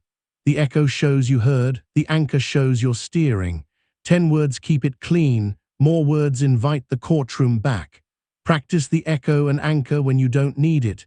Mirror, shower, walking, so it's smooth when you do. A quick office scene. Priyank received a terse note from a senior partner. Missed key case law, fix promptly. Priyank's pulse spiked. Shame poured a thick coat over his thoughts. You're not cut out for this. He stood, walked to the window, and let a 4-4-6 breath open 2 inches of space. Bankruptcy and reissue first. I declare bankruptcy on I'm a fraud. I reissue, sometimes I miss a citation when rushed. I'm practicing a 2-minute case check. Then echo and anchor in reply. You're right, the citation was missing. I'll add and send by 4. He felt a slight tremor leave his hands. He wasn't pretending to be perfect. He was being precise. Your eyes can lower the volume of shame's internal movie too. Use the RAS query swap. The reticular activating system delivers what your question asks for. When shame says, "Why am I like this?" it hunts for flaws. Swap the question to "What would 1 inch of repair look like?" or "Where is the smallest proof I can act?" and it brings a very different pile to your desk. Whisper the swap questions in warm tone. Your body trusts warmth more than grammar. Relationships carry the deepest, most layered beliefs. The scripts must be extra clean here because your partner's nervous system is listening for threat the same way yours is. When conflict heats, try the repair and place move. It keeps you in the same room with the same person and changes the weather by an inch. The move is spoken inside one breath to preserve tone. I'm heated and I want to stay connected. Can we reset for 2 minutes and start with what matters most? The line admits arousal, chooses closeness, requests a timed pause and orients to value. Then you actually step away for 2 minutes, run the 5-count ladder you learned, and return with a single sentence that starts with, "What matters to me is," followed by a short ask from the clean request formula. Rehearse it once tonight, out loud in an empty room, to make it available when you're triggered. A living room story where this saved a night. Nora and Eli were arguing at 10 p.m., voices thin and sharp with fatigue. The topic was calendars, the feeling was abandonment. Nor felt the old heat. The story you don't care tried to take the mic. Roof release whisper, then repair in place. I'm heated and I want to stay connected. Can we reset for 2 minutes and start with what matters most? 2 minutes later, Nor returned with, "What matters to me is feeling included. Could we put the next 2 weekends on the calendar now?" Eli exhaled in relief. The argument ended not with agreement, but with data. Love doesn't need perfect weather, it needs shelter. Feel the room you're in. Find 3 straight edges and let your eyes ride them. Sense the back of your tongue softening. Hear a far sound that isn't about you. These tiny moves pull you into the balcony where your wiser voice waits. Because shame often wraps itself around authenticity, we'll build a script for speaking truth without turning the room into a confessional. The line is called honesty in one breath. You deliver a single true sentence that asks for nothing and aims at clarity. I'm anxious I've been defending instead of listening. I'm sad we keep missing each other. I'm proud of what we did. Your tone stays low and steady.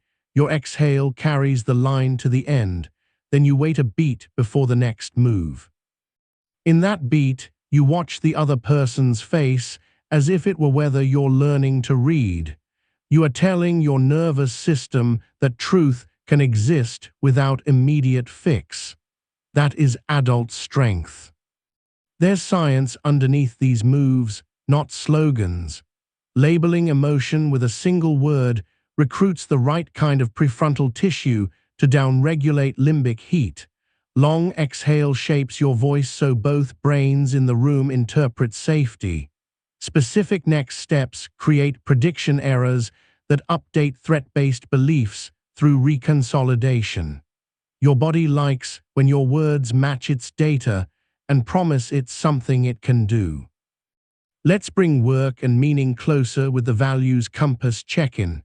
Once a day, for 1 minute, you run 2 lines. My north today is, and my sentence that serves it is. If your north is craft, your sentence might be, I will polish 1 paragraph. If your north is connection, I will text 1 warm line. Saying it aloud is not performative, it's instructive.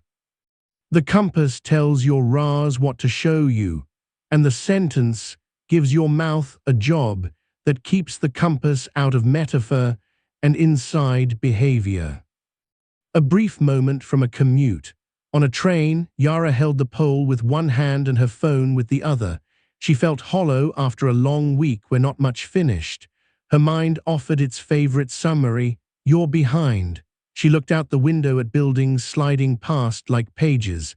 Values compass, my north today is kindness. Sentence, I will write 1 line to my colleague who's struggling. She typed, thinking of you, here if you want a sounding board. The hollowness didn't vanish. It became a little less lonely. That's how the compass works. It points you a few degrees truer, not to an imaginary North Star, but to a street corner you can walk to. Your senses again because they're faithful. The rhythm in your chest that you don't have to command. The faint taste of whatever you last drank. The way light changes the mood of a room by itself. Whisper, a wave is moving through, if it is, or quiet water, if it is, both are true sometimes. Shame often spikes around money and worth. For those moments, use the clear price voice. The script is a single sentence delivered on one steady exhale. For this scope, my fee is, followed by silence you can count to 5 in. Practicing the silence is part of the technique. It teaches your nervous system that you can withstand space without filling it with apologies. If the other party counters, you run the clean request formula or propose scope options. Your value does not live in their eyebrows. It lives in the clarity of your line and the steadiness of your tone. A small studio story. Beck, a freelance designer, had survived years of discounting. Their cheeks flushed every time a prospect asked, "Can you do it for less?"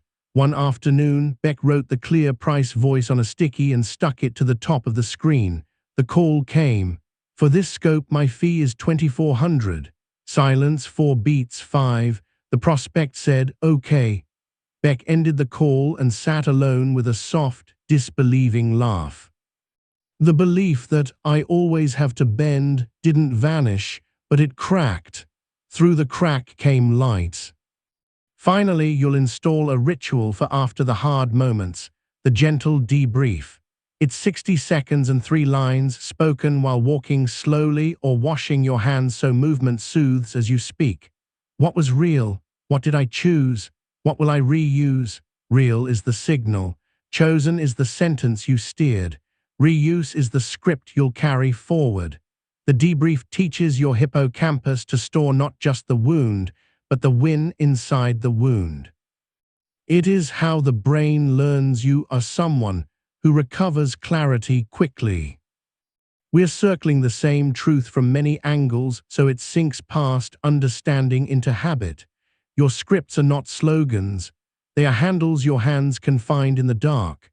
The brain is plastic. The voice inside it is programmable. The body is the metronome that keeps time. Use the scan when shame shouts. Use the clean request when you need a bridge. Climb the alchemy ladder when you feel 12 inside a 35-year-old life. Reissue beliefs your nervous system cannot honor. Ask your Ra's better questions. Speak price in a voice that carries your craft. Debrief gently so tomorrow's voice is kinder before noon. Before we close, breathe with me. Inhale through the nose for 4, hold for 2. Exhale through pursed lips for 6. Feel the air cool and warm. Let your eyes widen by a millimeter to bring the room back into frame. Place your palm on your chest. Say one line out loud so your nervous system can record the day in your voice, not the critic S. Maybe, signal, story, skill. Maybe, I'm heated and I want to stay connected. Maybe, bankruptcy on always, reissue often, and I'm practicing. It doesn't need to be perfect. It needs to be yours. You are the awareness, not the emotion. You are the seat, not the screen. You are the one who chooses a sentence that lets you stay human when shame tries to turn you into a myth you can't live. Uncertainty is the mind's favorite playground and its worst neighborhood. When the outcome is foggy, the brain buys loud stories at a discount. You know the ones. You picture a room you haven't entered and imagine every face blank, bored against you. The body believes the rumor. Shoulders hitch, breath goes shallow. Your inner narrator grabs a megaphone. Today you'll learn to become clear when the world is. You won't dominate the fog, you'll carry a lantern. 2 frameworks will anchor you. The clear channel protocol for speaking with impact when your own signal feels shaky, and the authenticity dial so you can share truth without oversharing pain.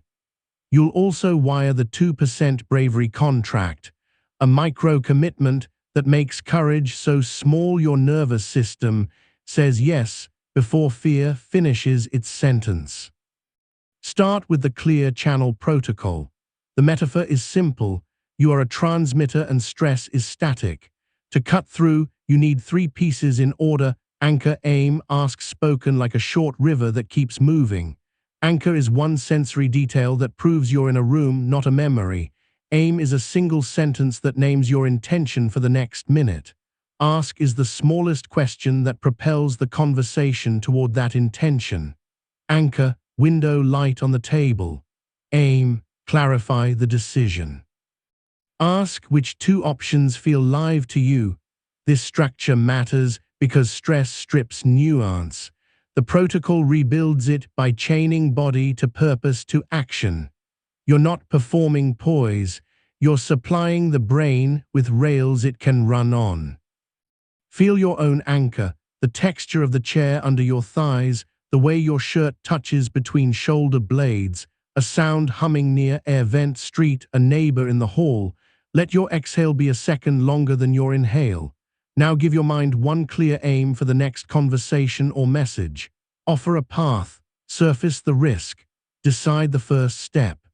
Then ask a question sized for the minute you're in, not the year you're afraid of. Your voice doesn't need to be big, it needs to be clean. Pair the protocol with the authenticity dial. People treat honesty like a switch off or on. Under pressure, the switch breaks. Either you clamp down and feel fake, or you flood and regret it. The dial gives you range. It has 5 clicks in feel, but you only need to remember 2 words: warmer and closer. Warmer adds tone and humanity to factual speech, 1 sentence of feeling contained inside action. Closer adds a slice of your inner process when it serves the room. You don't share everything, you share enough to build trust and move forward. The line that calibrates the dial is enough truth to help, contained by 1 small next step. You practice by choosing a sentence that names your current state without turning the meeting into a weather report. I'm excited and a little stretched. Let's pick the first milestone we can hit. I'm concerned about scope creep. Let's define done. I'm disappointed with my miss. Here's the fix I can deliver by noon. Warmth without weight, closeness without collapse. A story at a podium, because public moments multiply the fog. Yasmine was asked to present an interim update to senior leadership. Interim is a fog word. It invites minds to fill gaps with doom. The day of, the hall smelled faintly like new carpet and cold coffee. She felt heat behind her ears, the way it rises when someone calls your name in a crowded room. Her throat tightened as if the air had to pass through a straw. The old script sprinted ahead. They'll see you don't have all the answers. Backstage, she ran clear channel. Anchor, the edge of paper cool against her palm. Aim, show progress and surface 1 decision. Ask, which risk would you want reduced first? On stage, she set the authenticity dial to warmer, not confessional. I'm proud of what's moving and candid about what isn't. I'll show you both and propose a small decision that clears our path. Slides moved. The question asked. Instead of a Q&A brawl, a dialogue formed around priorities. Someone still pushed for a date she couldn't promise. Her chest fluttered, then steadied as her mouth found the boundary set earlier in rehearsal. To preserve quality, I can offer a realistic window, not a day. Here are 2. She wasn't fearless. She was transmitted. Check your senses the way Yasmine did. The cool of paper or the warmth of your laptop, the faint smell of whatever your day has cooked, soap, dust, coffee. Let your next exhale be a soft rope falling from your chest. Whisper 1 phrase that moves the dial, enough truth to help, 1 next step. The body will follow the sentence home. Uncertainty also breeds comparison. When the path ahead is fog, the brain hunts sideways for landmarks, other people's timelines, titles, highlight reels. Comparison feels like information. It's actually salt in a thirst. You'll use the comparison detox loop to flush the system without pretending you don't care. It's 3 lines spoken quietly while you look away from the screen for 10 seconds. Mirror, name the value you admire. Measure, Name a tiny behavior that builds that value here. Move, do that behavior for 60 seconds. You change "I'm behind" into "I want that trait, here's my rep." Mirror turns envy into a compass. Measure prevents vague self-harm. Move replaces scroll with skill. Do it now. Think of someone whose post pricked you today. Mirror, articulate the value, not the veneer. Maybe it's consistency, craft, originality, courage. Measure, choose a behavior sized for a minute. One sentence, one reach out, one line of code, one chord progression. Move, set 60 seconds and do it. Feel the click when your attention exits theater and enters workshop. The fog thins because you lit a match where you stand. In a cafe with cold air that smelled like espresso and rain, Noah watched a peer's launch thread hit thousands of likes. His chest pinched, a hard little knot behind the breastbone. The thought flashed, "You'll never catch up." His thumb wanted to scroll as if the hole in his chest was somewhere further down the feed. He turned away from the screen to the actual window. Mirror, I admire brave shipping. Measure, one sentence to my beta list. Move, he typed, new build solves the login loop, try it.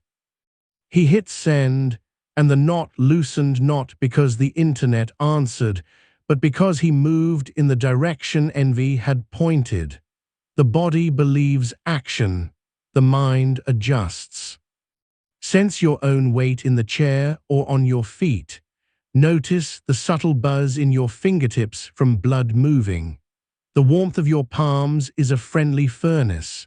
Whisper, mirror, measure, move, and let your eyes land on one thing you can touch for a minute that belongs to your life. For leadership moments, formal or the kind that arrive unannounced, you'll learn the 2 beats pause. It is exactly what it sounds like. 2 heartbeats of silence before you answer a hard question. This is not theatrical, it's physiological. Those 2 beats allow a long exhale that steadies prosody, gives your prefrontal cortex a chance to rejoin the meeting, and signals to the room that your words are chosen, not thrown.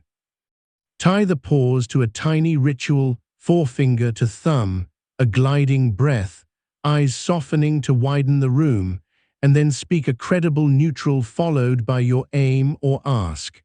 Right now we lack clarity on X. The next useful thing is Y. It will feel like a lifetime when you first practice. To others it reads as care. Let's put it in a hallway with fluorescent light. A reporter corners you after a product delay posts. What went wrong? Heat in your cheeks, a flinch in your gut, 2 beats, thumb to forefinger, long out breath. Right now we're stabilizing the integration. The most honest update is Friday noon with logs. If that moves, I'll say so then.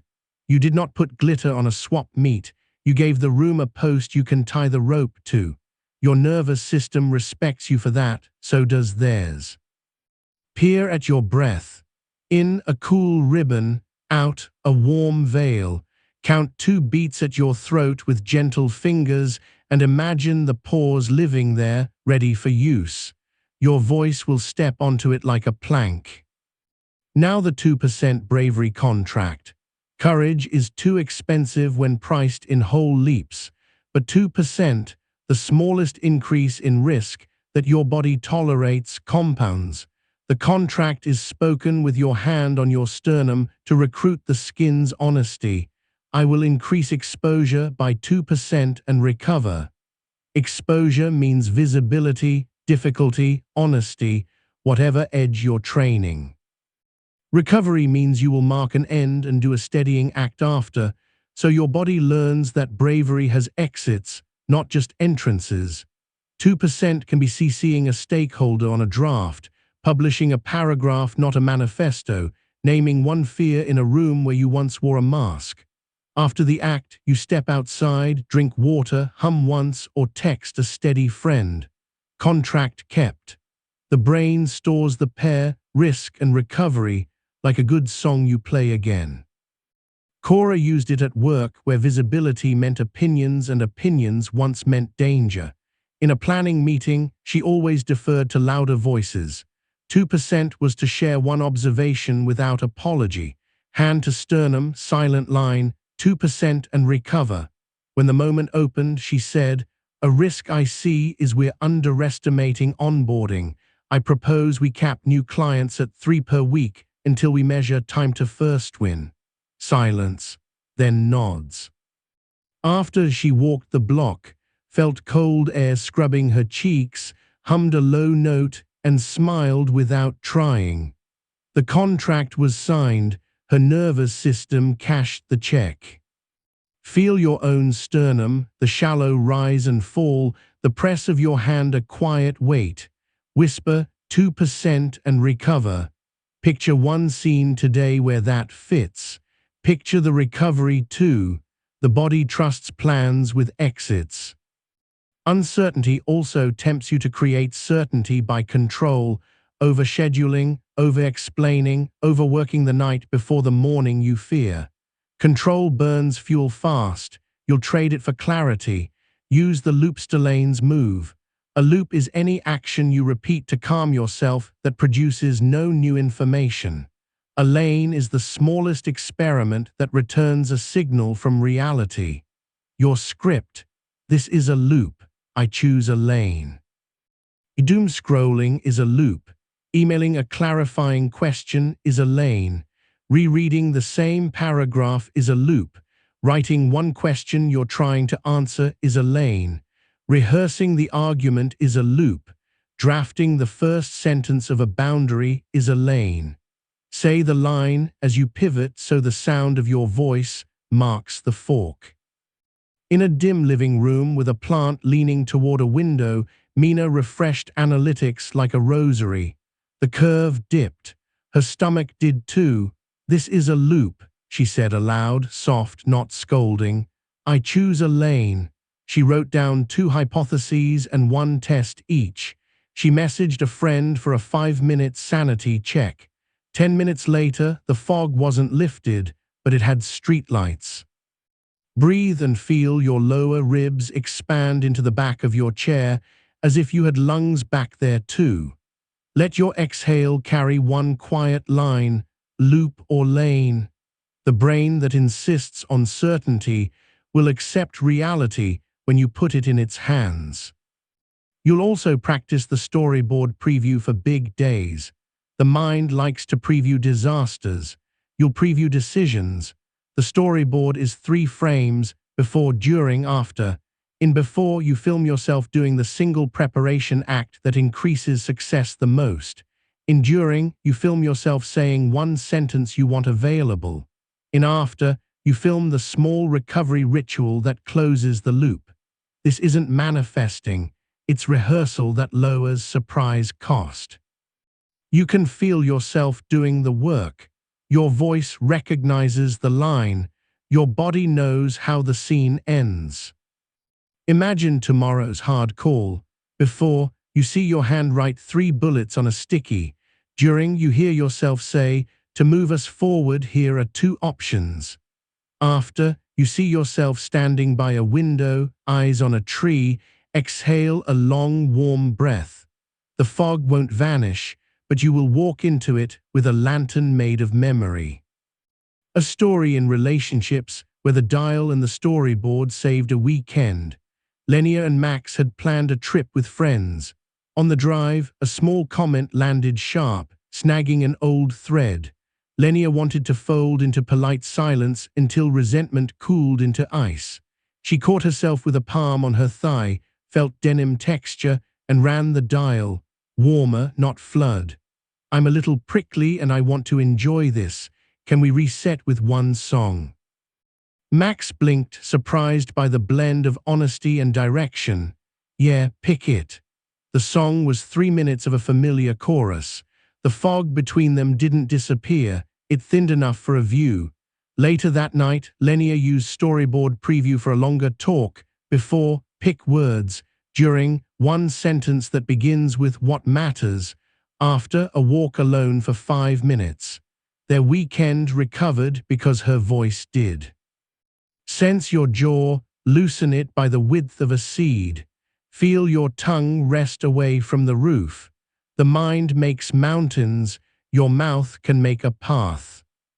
For days when the future feels far and heavy, exams, launches, moves, you'll print the present with the 3 wins window. It is a small morning ritual that sets your RAS to show you proof of movement. You speak 3 sentences as you stand by a window, hand on chest to anchor breath to view. One way I will move. One way I will connect. One way I will restore. Then you do the first inch of each before messages invade. Move might be 1 paragraph. Connect might be 1 honest text. Restore might be water and sunlight on your face. The window matters to the brain because distant sight softens threat focus. You're pairing horizon with verbs. Picture yourself at the window. The sky might be bright or gray, either way it keeps existing. Say the lines softly and pick actions that fit inside 2 minutes each. When the day tilts, you can return to the window like a chapel you carry in the air. The science thread beneath these moves is consistent and kind. Authenticity dial reduces the gap between inner and outer speech, so your brain doesn't waste energy on performance. Conserving energy reduces irritability and makes nuance possible. Clear channel sequences perception, intention, and inquiry, which recruits frontal networks and reduces amygdala certainty. Comparison detox harnesses dopamine for doing instead of doom, converting social pain into approach behavior your striatum will reward. 2 beats pause protects prosody, which both your nervous system and others read as safety.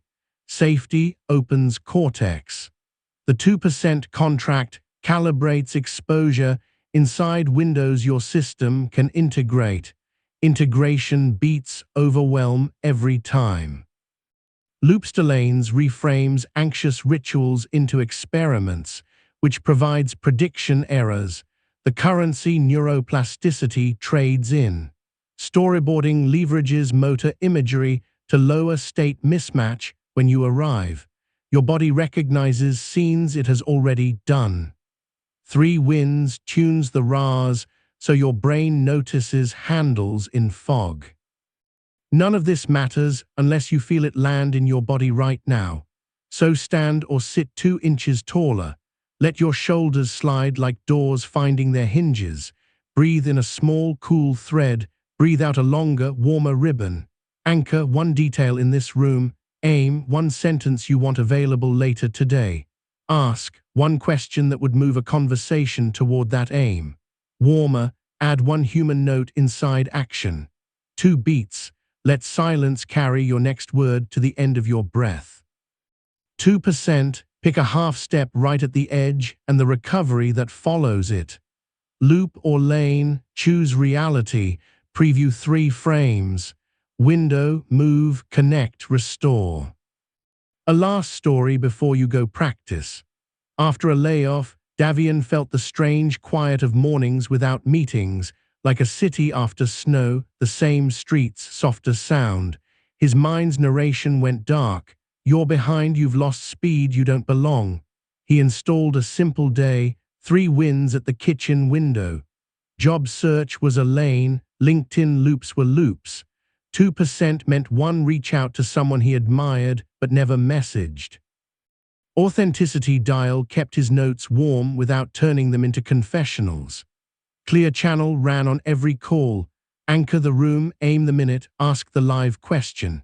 He storyboarded each interview before, read 1 line about the company's recent work. During, here's where I've solved a sibling problem. After, walk to the corner, sunlight, 1 exhale. Offers didn't flood in like a miracle, 1 did land. More importantly, his voice changed first, then his days. Fog remained in patches. He carried a lantern anyway. Listen to your breath as if it were tide. Air touches the rims of your nostrils on the way out. Skin cools a fraction on the way in. Your hands are warm instruments at the end of your arms. They will type, hold, reach, wave. Your mouth is a small theater with a soft curtain you can open when you choose. Say one line you will need soon, even if you feel silly alone in a room. Enough truth to help, one next step. Or which two options feel live. Or this is a loop, I choose a lane. Then be the person who says it when it matters. You are the awareness, not the emotion. You are the transmitter, not the static. You are the one who dials warmth and closeness and sends a clear signal through the fog, 2 heartbeats at a time, 2% at a time, 1 steady sentence at a time. Plans break, momentum stalls, and your mind declares an emergency it can't quite define. Deadlines move like mirages. A conversation turns and you feel the floor tilt. The inner voice tightens into a knot of orders. Fix it now, fix it perfectly, fix it alone. When you chase all three, you freeze. Today you'll learn how to move cleanly inside a setback. Not by cheerleading, not by pretending you don't care, but by installing recovery language that brings the body down, the options back, and the story into your hands. 2 frameworks will be your scaffolding. The Reset, Refuel, Return cycle R3 for the next 5 minutes after things go sideways, and the cognitive debris sweep for the end of days that won't stop buzzing. You'll also revive a favorite lens, the window widen protocol, and fit it specifically to failure so the mind stops making it fatal. Start with R3. Reset is 90 seconds. Refuel is 90 seconds. Return is one small deliverable. Reset begins with what you now know works. Hand to chest, hand to belly, 4 in, 4 hold, 6 out, repeated 3 times. While you breathe, speak one credible neutral in present tense that your cells believe. Right now I'm flooded and I can stand up. Standing moves blood and tells your system you are not prey. Then refuel. Whisper, what matters now? An answer in 1 verb and 1 noun. Clarify scope. Repair tone. Stabilize version. Say it twice to anchor aim. Finally, return with a single true deliverable. 1 email draft line, 1 log pulled, 1 sentence of apology, 1 scheduled 10-minute fix. The mistake most people make is trying to return with their reputation. You'll return with an action your hands can hold. Feel the room. The surface beneath your palms has temperature and texture, cool glass, warm wood, a slightly gritty ceramic mug. Air brushes your nostrils on the inhale and leaves warmer, softer. Whisper right now and name 1 fact a camera would catch. Then quietly to yourself, what matters now? Let a single verb answer. If your mind tries to pitch a biography, bring it back to a deliverable. Your nervous system wants a handle, not a speech. A story from a product launch where R3 saved a night. Serena pushed a new build. An edge case bug slipped through, and within minutes the issue tracker lit like a runway. Her face flushed along the cheekbones, her ears buzzed like they did the day the fire alarm misfired in 7th grade. The inner sentence was brutal and familiar. You just confirmed every doubt. She stood. Reset. Hand to chest, hand to belly, 4-4-6, 3 rounds. Right now my face is hot and I can open the log. Refuel, what matters now? Answer, stabilize. Return, she pulled the error logs for the last 20 minutes and posted a 2-line update in the channel, isolating issue in auth callback, ETA 10 for patch. 10 minutes later, the patch landed. In the debrief the next day she didn't perform heroics. She told the room the single move that mattered and the guardrail she needed for next time. Momentum did not come from adrenaline. It came from language that put her back into the scene with 1 true action. Notice your jaw, let the tongue drop so it rests away from the roof for 1 breath, then meet your teeth lightly as if holding a thin lace. The shoulders lower by a coin's weight. Your field of view widens 2 degrees when your jaw softens. That small widening is a permission slip for choice. Bring in the window widen protocol here, tuned for failure. It has 4 lines you speak in order: pause, name, widen, pick. Pause is 1 exhale longer than your inhale.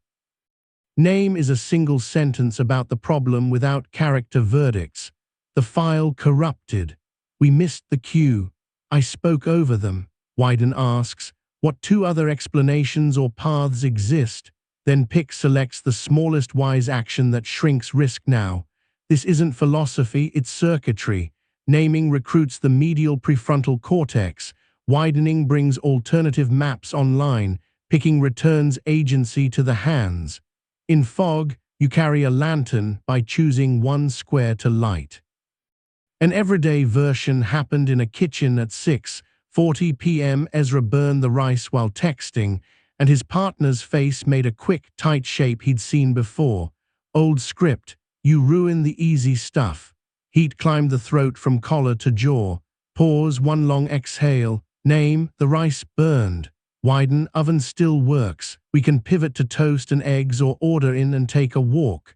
Pick, toast and eggs, music on. The night didn't become a movie, it stopped being a trial.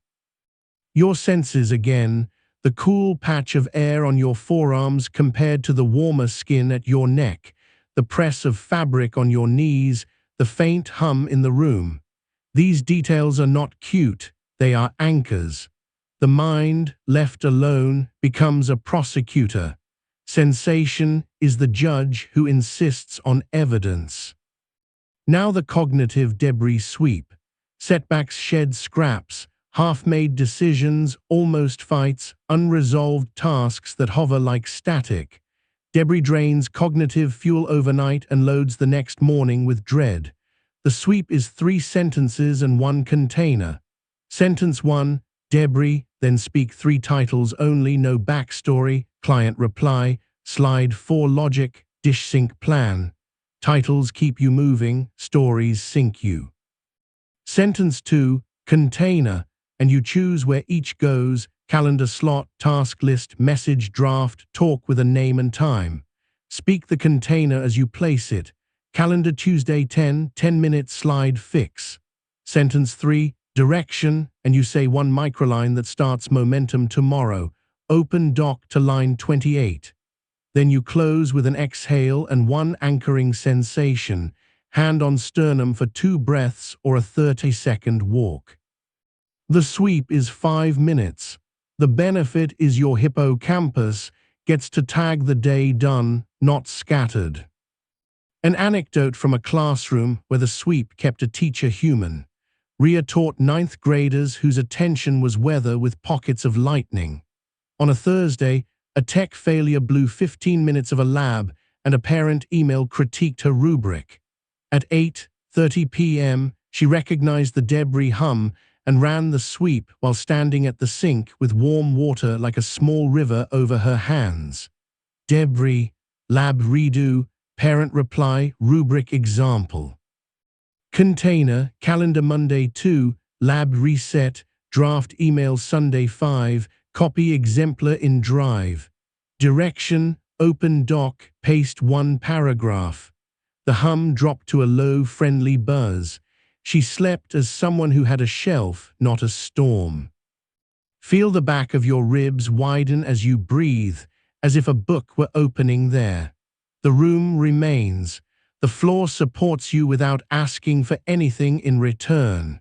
Whisper, debris, container, direction, so your own voice sets the tone with its warmth. Setbacks also drag in past failures as if they have subpoena power. When that happens, use the failure to feature flip. You are not lying to yourself, you are updating the category. 3 lines. This happened, stated clean. It means I'm practicing, tied to the value you care about. Here's how I'll tell it later. 1 sentence of future narrative from the balcony of a month from now. This happened, our demo crashed at minute 9. It means I'm practicing honesty under pressure. I'll tell it, as the day we installed the pre-flight check we should have built sooner. The brain stores stories. Feed it a version that teaches it to return to the lab, not the cave. In a co-working space that smelled like coffee and printer ink, Jules pitched to 3 investors. Slide 7 froze. The old core belief, when it counts I fail, arrived with that metallic taste at the back of the tongue. He ran R3 silently while a colleague advanced the slide from a PDF. Reset breath. Refuel aim. Regain shared reality. Return deliverable. Name problem. Offer path. Out loud, we just hit a software freeze. I can continue with a static deck or reschedule for a live product session Friday. Your call. The room relaxed because he did not pretend control. He offered clarity. That night, failure to feature. This happened. It means I'm practicing steadiness. I'll tell it as the day our backup saved the meeting and pushed us to rehearse failure. Check your palms. There's a low hum there when you look, proof of blood and electricity doing their work. Think of the last snag you're avoiding and run the R3 whisper right now. Breath first. Aim second. Deliverable third. Your mind will want to complicate. Keep it one line at a time. There's a deeper layer. Some setbacks aren't singular. They're seasons, illness, caregiving, a job market that moves like molasses. In seasons, pace is medicine. Here you'll use the pace covenant. 1 sentence spoken each morning with hand on heart and eyes on a window. I will travel today at a human pace. I will keep 1 promise to movement, 1 to connection, 1 to restoration. Then you make those promises microscopic. Movement might be a paragraph or a 10-minute walk. Connection might be 1 sincere line. Restoration might be a nap or hot water on your hands. In seasons, identity tries to cling to speed. You will anchor it to continuity. I am the one who keeps small promises even when the weather is slow. An apartment at noon, blinds casting long ribs of light across a rug. Kavi's mother's tests had come back uncertain. His work stalled not because he didn't care, but because caring cost. Pace covenant each morning kept him from disappearing into either guilt or grind. Movement, reply to 1 partner with, I will deliver 2 drafts this week, thanks for flexibility. Connection, send his sister, I'm scared, glad you're near. Restoration, 20 minutes with eyes closed to an old playlist. R3 handled the small storms, the covenant carried the month. Taste the faint echo of whatever you last sipped. Feel how your breath warms your upper lip as it leaves. Your body is here. The season might be heavy or light. Either way, you can keep a small promise that preserves your membership in your own life. Combine everything with a ritual that prevents spirals at the threshold between tasks, the breadcrumb map. Before you leave a task, you speak 3 lines to place a flag for your future self. Where I am, line 42 breaks. What's next? Test with sample B. Why it matters, unlocks export. Say it out loud and leave a physical or digital mark. Highlight, sticky, bold text. The map converts what would become debris into a path you can re-enter without dread. Future you is the same nervous system with less fuel. Be kind to them. In a studio with sun angling low through dusty air, Naya stopped cutting a scene when a client called. In the past, she'd returned to the edit like a stranger. Now breadcrumb map.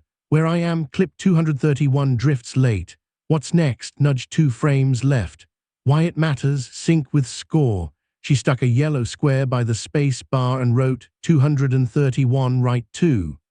After the call, the square met her eyes and the session warmed like a room when a heater clicks on. Breathe as if you were teaching someone beside you how to do it.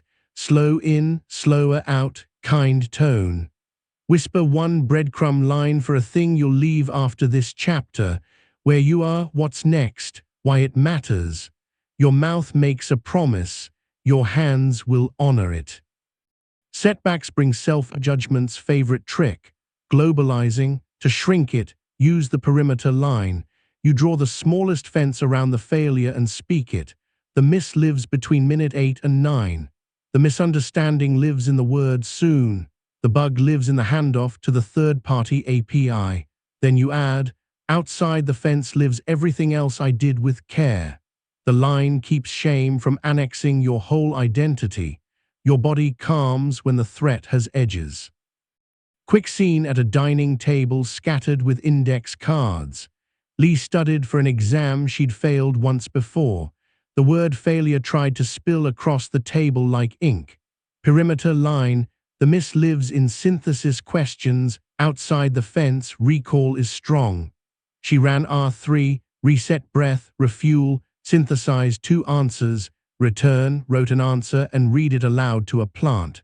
The plant was a kind audience. Sometimes you build belief with chlorophyll witnesses. Sensation check. The air might be moving. If not, still air can feel like a soft blanket. Your spine has weight and also lift when you sit 2 centimeters taller. Your eyes soften when you widen them by a fraction. These are small switches. Flip one and the next line comes out steadier. Now a micro drill that stitches the day together when you've been hit. The 3 lines of mercy. After any repair or attempt, whisper 3 sentences before you re-enter the stream. I showed up. I learned this. I'll carry this forward. This is not indulgence. It's consolidation. You tell your memory what to keep. Mercy is not the opposite of accountability. It's the lubricant that keeps accountability from grinding you down. A hallway after a tense conversation. The light is unflattering, the air is dry. You managed a clean boundary and a clean ask. You also stumbled once, palm to chest. I showed up. I learned to ask for the missing assumptions sooner. I'll carry the 1 breath boundary into next week. Your body hears, we are a team, and relaxes. Teams recover faster than solo acts. There's science quietly holding your hand. R3 couples controlled exhale with action selection, restoring prefrontal blood flow when alarm pulls it away. Specific deliverables provide prediction errors that update I fail to I act and outcomes change. Window widen engages perspective networks instead of catastrophizing loops.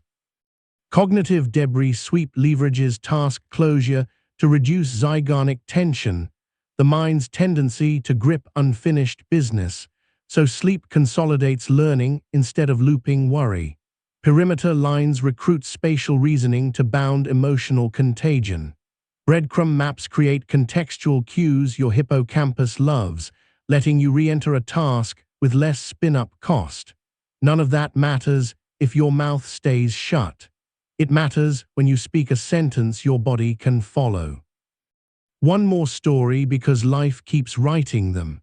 Aria missed a friend's book launch after promising to be there. Traffic, underestimation, and that small lie she told herself, I can fit one more errand, combined into an absence that mattered. The mind prepared a defense brief. She chose a repair, R3 in the car, reset, breath at a red light. Refuel, repair, return, she voice texted, I missed your moment and I'm sorry. If you're open, I want to celebrate you this weekend. Coffee on me and I'll bring 3 photos I love from your feed to toast the lines that moved me. The friend replied, it hurt, thank you for naming it. Saturday, failure didn't become feature because she spun it. It became feature because she handled it. Listen to your breath. It's a tide you don't have to command. Feel the floor's quiet confidence. It holds you whether you win or wobble. Say one line now that you can use the next time something slips. Right now I'm flooded and I can stand. What matters now? Where I am, what's next, why it matters. The miss lives here, outside the fence is mine, intact. Let the words have weight. Let your shoulders drop by a coin. Let your gaze widen a fraction. This is recovery in human scale. You are the awareness, not the emotion. You are the builder of bridges between a stumble and a step. You are the one who resets, refuels, and returns 5 minutes at a time until setbacks become part of your craft instead of your character. Trust is the quiet engine beneath every script you've learned so far.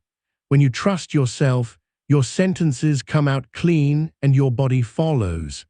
When you don't, your mouth stalls, your hands hesitate, and your mind hires 1,000 consultants named doubt.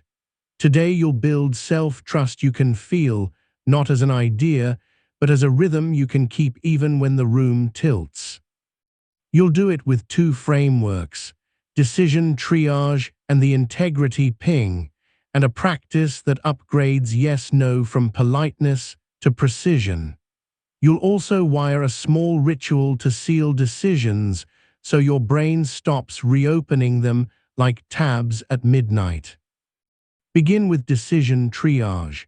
In emergencies, medics don't treat in order of arrival. They sort by what matters most now. Your mind deserves the same mercy. Under stress, all choices try to shout at once. Triage gives them a line. The steps are 3 short sentences spoken in this order: scope, signal, smallest. Scope names the horizon you're choosing for this hour, this day, this week. Signal asks, what is the single piece of data that most affects this choice? Smallest picks the minimum reversible action that moves you toward your scope. If you're deciding about a project, scope, this week. Signal, client clarity about the must-have. Smallest, ask for the one must-have sentence. If you're deciding about rest, scope, tonight. Signal, how sharp I am after a full sleep. Smallest, lights out at 10:30, I'll review at 7. Triage does not make the future certain, it makes the next inch honest. Feel your skin where sleeve meets forearm. There's a slight difference in temperature between covered and bare. Notice the weight of your hips on the chair, the firm answer of furniture returning your pressure. The air is cooler as it enters, warmer as it leaves. Feel that around your nostrils. Whisper, scope, and name it out loud for a choice that's buzzing. Whisper, signal, and pick one piece of evidence you wish you had. If you already have it, say it. Whisper, smallest, and commit to the reversible act that respects both. Your body relaxes when it hears structure. Pair triage with the integrity ping. Self-trust is not a lecture, it's a sensation. The ping is a tiny somatic check that asks, does this align with who I'm becoming? It's not mystical. You place one fingertip at the notch at the top of your sternum and breathe out for 6 counts while you speak one sentence that begins with, I keep my word when I, then you finish it with the smallest action you can deliver today. I keep my word when I send the timeline by noon. I keep my word when I stop at 90 minutes. I keep my word when I answer with one honest sentence. The fingertip plus slow exhale teaches your autonomic system to tie integrity to calm, not tension. Over time, the ping becomes a tone you can hear inside. Decisions that bend you away from yourself feel like static, and decisions that align feel like a clear note you can hum along to. A story from a kitchen table where trust was leaking through the floorboards. Danny had promised herself she would not check work email after 9. The rule held for 3 nights, then crumbled at the first hint of conflict. She sat with a mug that warmed her palms and a phone that warmed her anxiety. The thought arrived, in its expensive suit, just one check to be safe. She felt the tiny flutter under her breastbone, the one that comes before she breaks a promise to herself and calls it flexible. She ran decision triage. Scope, tonight. Signal, my sleep quality when I don't scroll. Smallest, put the phone in the hallway and set an alarm clock. Then the integrity ping, fingertip to notch, long exhale. I keep my word when I put the phone outside and read 3 pages. She did. The first minute without glow felt itchy in her hands. The third felt like air turning sweeter. The next morning, her mind didn't ask if she was trustworthy. It already knew. Trust is earned in private, before it appears in public. Notice your jaw. Is your tongue pressed to the roof of your mouth? Let it drop for one breath and feel how your throat widens by a thread. Hear a far sound, the hum of a vent, a car whispering past, a neighbor's steps, and let it be a reminder that the world is bigger than this moment's decision. Your nervous system chooses better when it remembers scale. For yes-no choices that twist your stomach, social invites, scope creep, favors that cost more than they claim, you'll install the yes filter. It's 3 lines that make yes an act of alignment rather than fear. The filter is, if yes, then what value is served? If yes, then what boundary is set? If yes, then what first inch is scheduled? If you can't answer those 3 in a breath, the answer is no or not now. A value without a boundary is martyrdom. A boundary without a value is avoidance.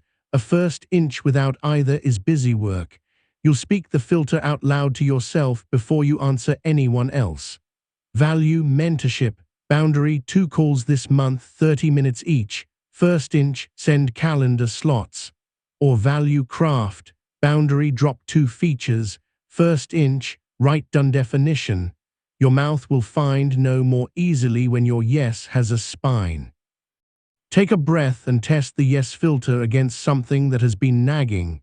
The fabric against your knee is textured, feel it. Whisper, if yes, then value, and say 1 word. If yes, then boundary, and pick the narrowest version that still serves. If yes, then first inch, and name a time inside 24 hours. Your brain loves specificity more than it loves pep talks. You'll also build a method for decisions that won't decide themselves, the choice compass. It has 4 directions and 1 sentence for each. North is values. What matters to me here is, east is evidence. What I know for sure is, south is risk. The real risk I accept is, west is recovery. If I'm wrong, I'll recover by. You stand in the middle, speak all 4, then deliver one smallest wise action. The compass works because your mind, under stress, collapses to one direction, usually risk, and calls it truth. The other 3 return your map. An office with harsh overhead light is a simple place to try it. Lewis had an offer from a company that paid more but smelled like grind. He held the phone, and his palms sweated a thin film like a glass pulled from ice. Old belief, say yes to prove you're not picky. He stood hand to chest, eyes on the window's rectangle of sky, and ran the compass. North, craft and health. East, my energy tanks after 9 p.m. and this team normalizes midnight. South, risk is slower cash. West, recovery is 6 months of consulting if I miss. The smallest wise action wasn't a binary answer. It was a question. Can we test by agreeing on a no weekends clause in writing? They declined. He declined too. The relief in his jaw lasted 3 days. Self-trust is the softness that follows a clean line. Feel your breath as if it were wind wrinkling a small lake. Surface shivers, depth stays. The skin on your forearms cools faster than your neck. Notice it. The back of your chair is quietly competent. These tiny observations are not decoration. They are proof you are present enough to choose. We need to address a particular poison, meta-doubt, the kind that says, I can't trust my gut because my gut has been wrong. You won't fight it with slogans. You'll run the model then measure loop. It says, my gut is a model I will measure. You translate a felt sense into a testable statement and choose a time frame to check it. My gut says this meeting will drift. Model, without an agenda, we will leave with no owner. Measure, I'll ask for the owner at minute 20 and see. My gut says coffee after 3 p.m. wrecks my sleep. Model, after 3, I wake at 3 a.m. Measure, no coffee after 3 for a week and track wake-ups. After the window, you update the model. If your gut predicted wrong, you don't declare bankruptcy on intuition. you tune it. That tuning is how trust grows. A story in a lab of life called a living room. Zuri kept finding herself drained after certain friend group gatherings and blamed herself for being thin-skinned. She built a model instead of a myth. Model: I leave drained when conversations stay at sarcasm for more than 20 minutes. Measure: notice tone, propose one honest topic at minute 10, exit at minute 90 either way. 2 gatherings later, the data was clear. It wasn't her hatred of people, it was her hunger for sincerity. Trust in her own read didn't mean distance from everyone. It meant invitations to fewer, deeper settings. She didn't fix the world, she fixed her calendar. Notice your tongue. If it crept up again, let it rest low. The room is its own weather, bright or dim, warm or cool. The body loves when you tell the truth about the weather. The mind relaxes enough to learn. You'll add a ritual to prevent decision reopening, because midnight is where your brain goes shopping for regret. This is the close the gate script. After a decision, you stand, touch a doorframe or the edge of a desk to recruit touch, and speak 3 lines. I chose for these reasons, review date. Until then, I practice living inside the choice. The review date is essential. It gives your mind a future checkpoint so it doesn't pound on the gate tonight. Living inside the choice for a period recruits sunk cost bias to help you instead of hurt you. Your brain begins to see evidence that supports the path you're on because you asked it to look. A hallway scene. After weeks of mulling, Hamid chose to keep his team small instead of chasing a flashy partnership. The emails slowed, the mind tried to speed up in the empty space. He put his palm on the doorframe. I chose small and steady for craft and control. Review date, June 30. Until then, I practice building a clean pipeline. That night, the mind knocked lightly but didn't barge in. The date was on the calendar. The gate was closed. Science carried through all this is practical. Decision triage conserves prefrontal resources by limiting horizon and cueing one salient signal. Minimal reversible action creates positive prediction errors your brain can learn from without identity threat. Integrity ping pairs a slow exhale and tactile cue with a self-generated declaration, leveraging interoception so your body encodes alignment as safety. The yes filter recruits the brain's control networks by translating blurry social pressure into specific constraints. Specificity lowers limbic load. The choice compass combats attentional tunneling by returning neglected dimensions to working memory. Model then measure reframes intuition as a hypothesis and reduces all-or-nothing thinking. Explicit review dates capitalize on reconsolidation windows to update belief. Close the gate reduces zygonic tension by marking closure in voice and body. This is not theory for a classroom, it's levers for your next hour. Let's ground it in a relationship scene because self-trust often frays where love lives. Rena and Marco were deciding whether to move to a new city for Marco's offer. Rena's chest tightened every time they discussed it. Her mind produced dueling headlines: "Don't abandon your roots," and "Don't be the anchor." She felt a heat at the base of her skull, a sign she was trying to hold 10 futures at once. They sat by a window. The evening smelled like rain and concrete. Rena ran the compass out loud, warm but steady. "What matters to me is our closeness and work that feels alive. What I know, my community feeds me. Your offer is generous and real. Risk, loneliness for me, pressure for you. Recovery, a 6-month trial with agreed check-ins, budget for 2 trips back, and a date where we decide together." Decision triage set the scope to 6 months, not forever. The yes filter clarified the boundary. If yes, then we protect 2 weekends a month for friendships.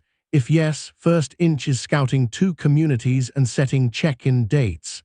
Integrity ping finger to notch. I keep my word when I ask for my needs in writing.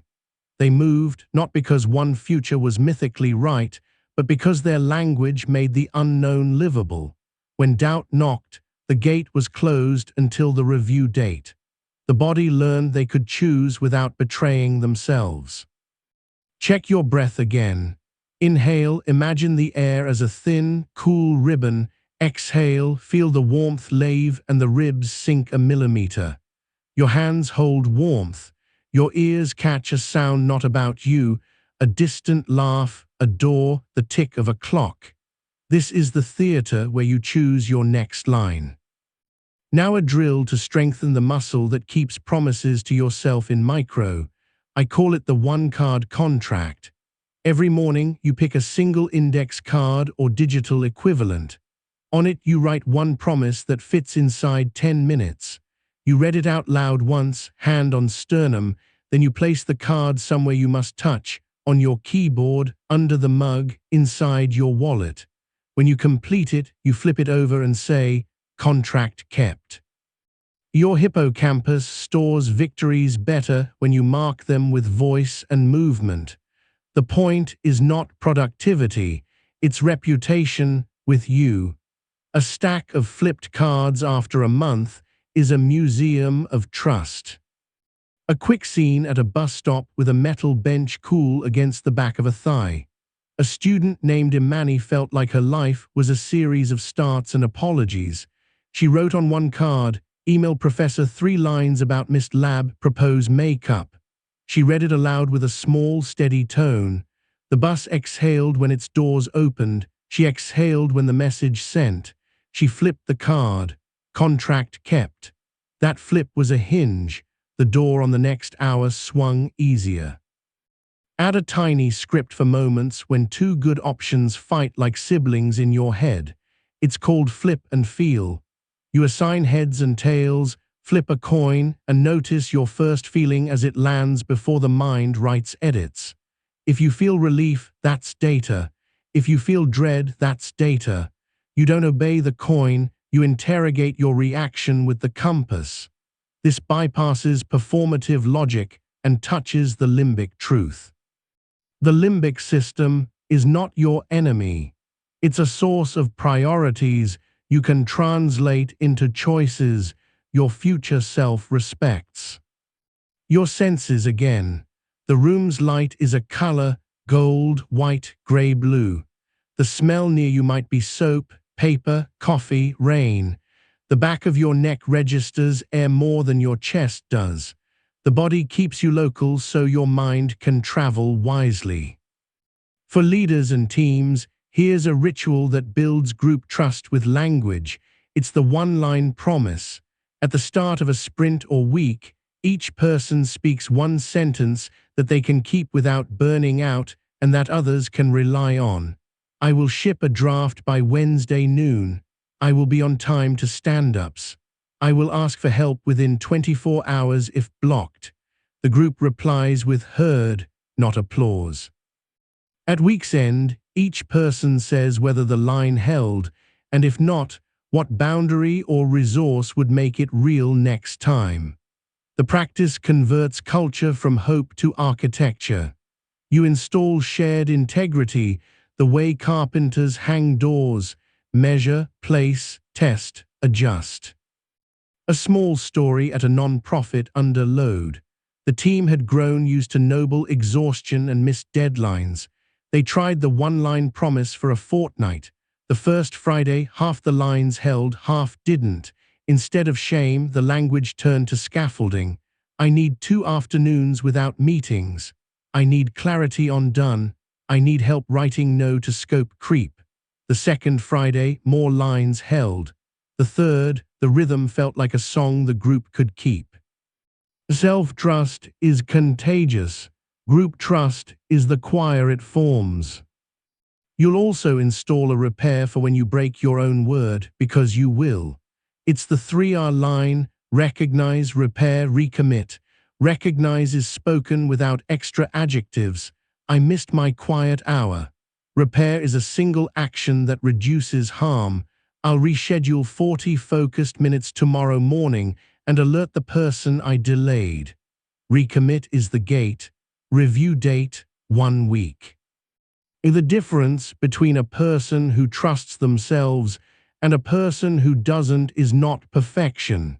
It's speed and kindness of repair. An intimate example at a desk with a plant leaning toward a window. Joe promised himself he'd stop at 6:30 to make dinner and call his sister on Tuesdays. He blew past the time twice. The critic prepared a monologue. Joe ran 3 recognize I missed my stop time. Repair, text sis to schedule Sunday and prep chopped vegetables now. Recommit, set 6:25 chime and close the gate at 6:30. Review next Tuesday. The night softened. Trust didn't vanish. It was remade in the kitchen with garlic and a timer. Taste the echo of whatever you last drank. Feel the whisper of air at your upper lip on the exhale. Put a fingertip to the notch at your sternum. That's your ping. Say quietly, I keep my word when I choose 1 inch and keep it. Every method here is a way to shrink decisions to human scale so your body can cooperate and your mind can update its story about you. Decision triage stops you from trying to be a prophet. Integrity ping ties your identity to the smallest promise you can keep. The yes filter makes generosity wise. The choice compass returns the missing directions to your mental map. Model then measure makes intuition a scholar, not a tyrant. Close the gate frees you to live in the choice you made long enough to learn from it. 1-card contracts and 1-line promises stack reputation faster than speeches. 3R gives you a way back when you wander. Before you leave this page, run a tiny ceremony so your next hour knows who's in charge. Stand if you can, or sit a bit taller. Inhale as if you are smelling something you love. Exhale as if you are fogging a window gently. Decision triage, scope this day. Signal one thing that moves the needle. Smallest, the very first inch at the top of the hour. Integrity ping, fingertip exhale, I keep my word when I do that inch. Yes filter, if any yes is waiting in your inbox, run value boundary first inch. Close the gate on a decision you've made this week and set a review date. If you're still torn, flip and feel, then run the compass. Write 1-card contract and place it where your hand will touch. When tonight comes and your mind tries to reopen the shop, meet it at the door with, gate is closed, review on, then sleep like someone you trust. Breathe, let your shoulders drop by the weight of 2 coins. Let your eyes soften so the room widens. Sense the quiet dignity of your own pulse. Say the identity line out loud with the tone you want your nervous system to remember. I am the one who keeps small promises. Then pick the smallest one and keep it now. You are the awareness, not the emotion. You are the compass, not the storm. You are the one who triages, pings, filters, and closes the gate, calmly, kindly, and again tomorrow, until trust is not a thought, but the way your voice sounds when you speak to yourself. When stakes rise with people you care about, language does the heaviest lifting and the deepest damage fast. One stray sentence hits a bruise, and suddenly both of you are defending a childhood, not discussing a calendar. Your mouth wants to fix it with more words, but more words without better structure just stack kindling. Today you'll learn how to talk so connection survives heat. Not with scripts that make you sound like a robot, but with lines that cool the body and carry dignity across disagreement. You'll train 2 frameworks, the here bridge and the mirror neutral next move, and a practice space I call the dialogue dojo, where you rehearse hard lines without burning any real bridges. You'll also wire the empathy toggle, a switch that keeps you from mind reading with certainty and returns you to curiosity in one breath. Begin with the Hear bridge. It's 4 moves that you can deliver in under 20 seconds. Hear, echo, ask, reveal. Hear means you actually let the other person finish. Echo is a single-sentence reflection that proves you caught the gist. Ask is one question that invites precision over accusation. Reveal is one true line about your state or need, contained by a small next step. It sounds like this: I'm hearing you felt left alone with the kids last night. Did I miss the moment that mattered most? I'm feeling stretched and I want to fix tonight. Can we decide dinner and bedtime right now? The order matters. Echo before ask, so their nervous system drops its shield. Ask before reveal, so your truth lands on ground, not on a battlefield.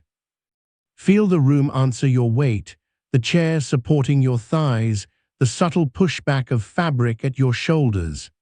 Air is cooler on the inhale, warmer on the exhale. Notice the tiny temperature shift at the rims of your nostrils. Whisper, hear, echo, ask, reveal, once so your mouth recognizes the cadence. Your body prefers sequences under stress. Give it rails. Pair the Hear bridge with the mirror-neutral next move. When you feel accused or misunderstood, your mind sprints to defense. The move slows you down without making you silent. Mirror is a clean image of what they said. Neutral is a one-line, non-judgmental fact. Next is a smallest ask or action. You're saying I dropped the ball on the report. Neutral fact. The draft missed the 3 p.m. mark by 40 minutes. Next, I'll send the version log now and propose a check-in at noon tomorrow. Mirror prevents straw men. Neutral breeds trust.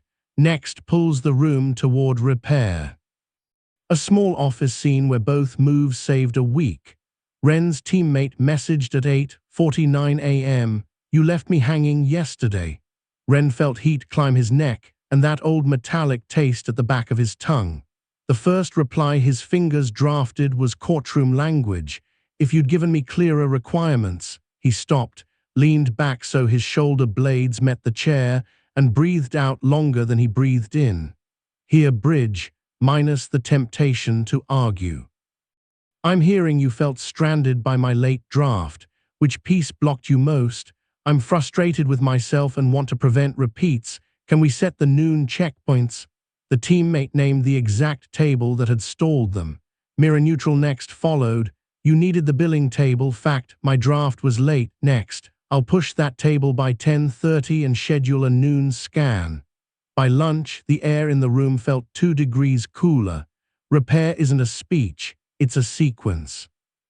Check your jaw, let the tongue drop away from the roof for one breath, then let your teeth meet lightly as if holding a thin leaf.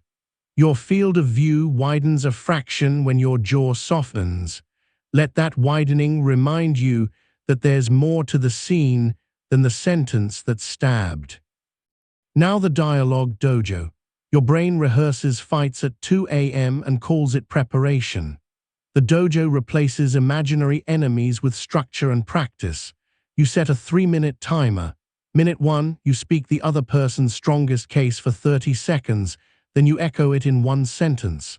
Minute 2, you deliver your clean boundary or need in one breath using the one-breath boundary script you learned. Name, need, next. Minute 3, you run the Hear bridge as if they pushed back. You do it out loud, not in your head, because your mouth and breath must learn the rhythm. The dojo works because state-dependent learning is real. You are building muscle memory for tone, not just lines for a clever mind. A kitchen story to ground it. Lena and Aaron kept looping around money, bills, vacations, whose family visits, who pays which card. Every topic wore the same tense expression. One evening, Lena stood at the sink with warm water running over her fingers. Dialogue dojo, timer set, voice low. She argued Aaron's side plainly, student loans and pride, a need for breathing room that didn't feel like weakness. She echoed, you want a plan that doesn't make you feel like a child asking. Then her boundary, name, I get anxious when balances creep up. We need visibility and a ceiling. Next, let's set a Sunday 15-minute money check and cap discretionary at X until June. When the talk came, her mouth found those sentences like steps she'd walked in daylight. They still had feelings, they had fewer flares. Bring your senses forward again. Your palms are warm instruments. The backs of your hands are a hair cooler. The chair returns your weight without complaint. Listen for a distant sound that isn't about you. Your nervous system remembers safety through these sights and sounds. Safe bodies speak better. We need to dismantle mind reading, the fatal kind where you claim to know exactly why they did what they did. That's where the empathy toggle comes in. The toggle has 3 clicks: assume, ask, align. Assume means you explicitly acknowledge you're guessing. Ask means you request the missing data in a narrow way. Align means you state a shared value before proposing a move. I'm guessing yesterday felt like I vanished. Is that close? If we both want weekends that feel lighter, could we map the 2 heaviest chores now? Notice the tone, warm, low, without the sugar glaze of performative niceness. The toggle turns your RAs toward building bridges instead of building cases. A hallway scene at work. Before a meeting, a colleague walked by without eye contact. The mind's rumor mill started grinding. They're mad, you messed up, you're out. Empathy toggle. Assume, I'm guessing you're preoccupied. Ask, is there anything you want me to prep for the meeting? Align, I want this to go smoothly for both of us. The colleague wrote back, presentation deck crashed, head down, sorry. If you have the backup, you're a hero. Case closed. Your nervous system saved 2 hours of self-injury. Sensation check. The back of your ribcage expands when you inhale, as if small wings open there. Feel that. The air leaves warmer than it came in. Feel that too. These micro-facts are like handrails that keep you from falling into imaginary holes. Because listening is a skill your mouth must support, install the slow EARS protocol. Slow is for you, ears is for them. S, soften gaze, see the whole face, not the floor. L, lengthen exhale to sustain warm prosody. O, orient to 3 neutrals in the room, threat narrows, orientation widens. W, wait 2 beats before speaking. Then ears, echo a sentence, ask 1 small question, reveal 1 true line, suggest the smallest next step. You don't need to remember all of it under pressure. Slow alone changes the music of your voice, and ears gives your words a home. A commute story on a bus that smelled like rain and metal. Mateo's teenager flung a "you never listen" at him and retreated to headphones. Old Mateo would tap the lecture button. Slow first, gaze soft, breath longer, orient, window smudge, seat seam, reflection, wait 2 beats. Ears next, you're saying I jump in with fixes. What's the part I keep missing? I care about this. How about 10 minutes where I only ask questions? The teen shrugged, then talked for 12 minutes. Mateo kept his mouth from fixing by inhaling curiosity and exhaling urgency. No fireworks, real talk. Let your shoulders drop by the weight of 2 coins. Feel the fabric at your knees. Hear a far laugh or a quiet hum. These small moves make room for the sentence you want to be remembered by. Conflict also needs clean exits, not escape hatches. Use the pause with postscript when talks get hot. 1 sentence, I want to stay connected and my tone is fraying. I'm going to take 5 and return at with 1 proposal. Then you actually return. The post matters.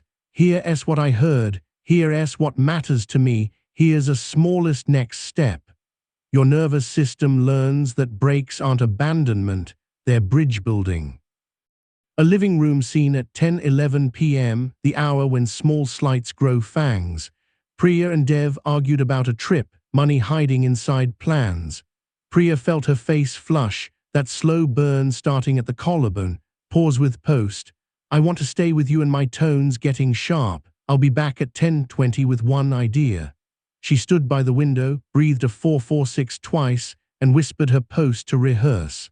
Back at 10:20, I heard you worry about cost and me about family. What matters to me is time together without resentment. Small step, book 2 nights instead of 3 and plan a picnic. Dev's shoulders lowered. The night tilted back towards soft. Science stitch, brief and useful. Echoing, reflective listening, recruits networks for social understanding, and reduces threat response in the other person. Long exhale preserves vocal prosody, which both nervous systems use as a safety cue. Waiting 2 beats buys prefrontal time. Orienting reduces tunnel attention caused by amygdala alarms.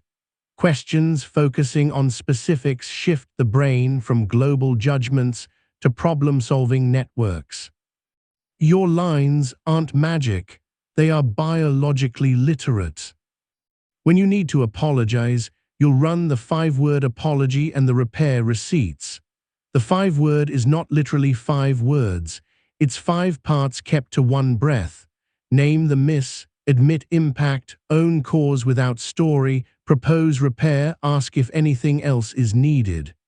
I interrupted you, that shut you down, I got impatient. I'll ask your full take before I pitch mine, is there more to fix? Then you collect repair receipts, specific actions you take, spoken aloud to your own memory at day's end, so your hippocampus stores your growth. I paused twice, I asked first. Receipts are for you, not performance. They turn apology into skill. A team stand-up scene with too much caffeine and too little sleep. Sasha cut off a junior. She saw his face pinch, a tiny weather change. After the meeting, 5-word apology. I cut you off, that silenced you, I was rushing. I'll start with your take tomorrow. Anything else? He asked for heads up if the agenda was tight. Receipt that night. I opened with his take, it worked. The brain learns what it repeats and records. Your senses again. Press the pads of thumb and forefinger together and feel pulse, soft or strong. Let your eyes find a straight line, a shelf edge, a frame, and rest there for a breath. Direct attention is a leash for a sprinting mind. Some conversations require saying something true that risks distance. Use the bridge then boundary. Bridge names shared value first, then you put your boundary inside 1 breath. We both care about shipping well. I won't commit to Friday, but I'll commit to 2 chunks by Monday. We both want family peace. I won't discuss politics by text, but I'll do Sunday coffee.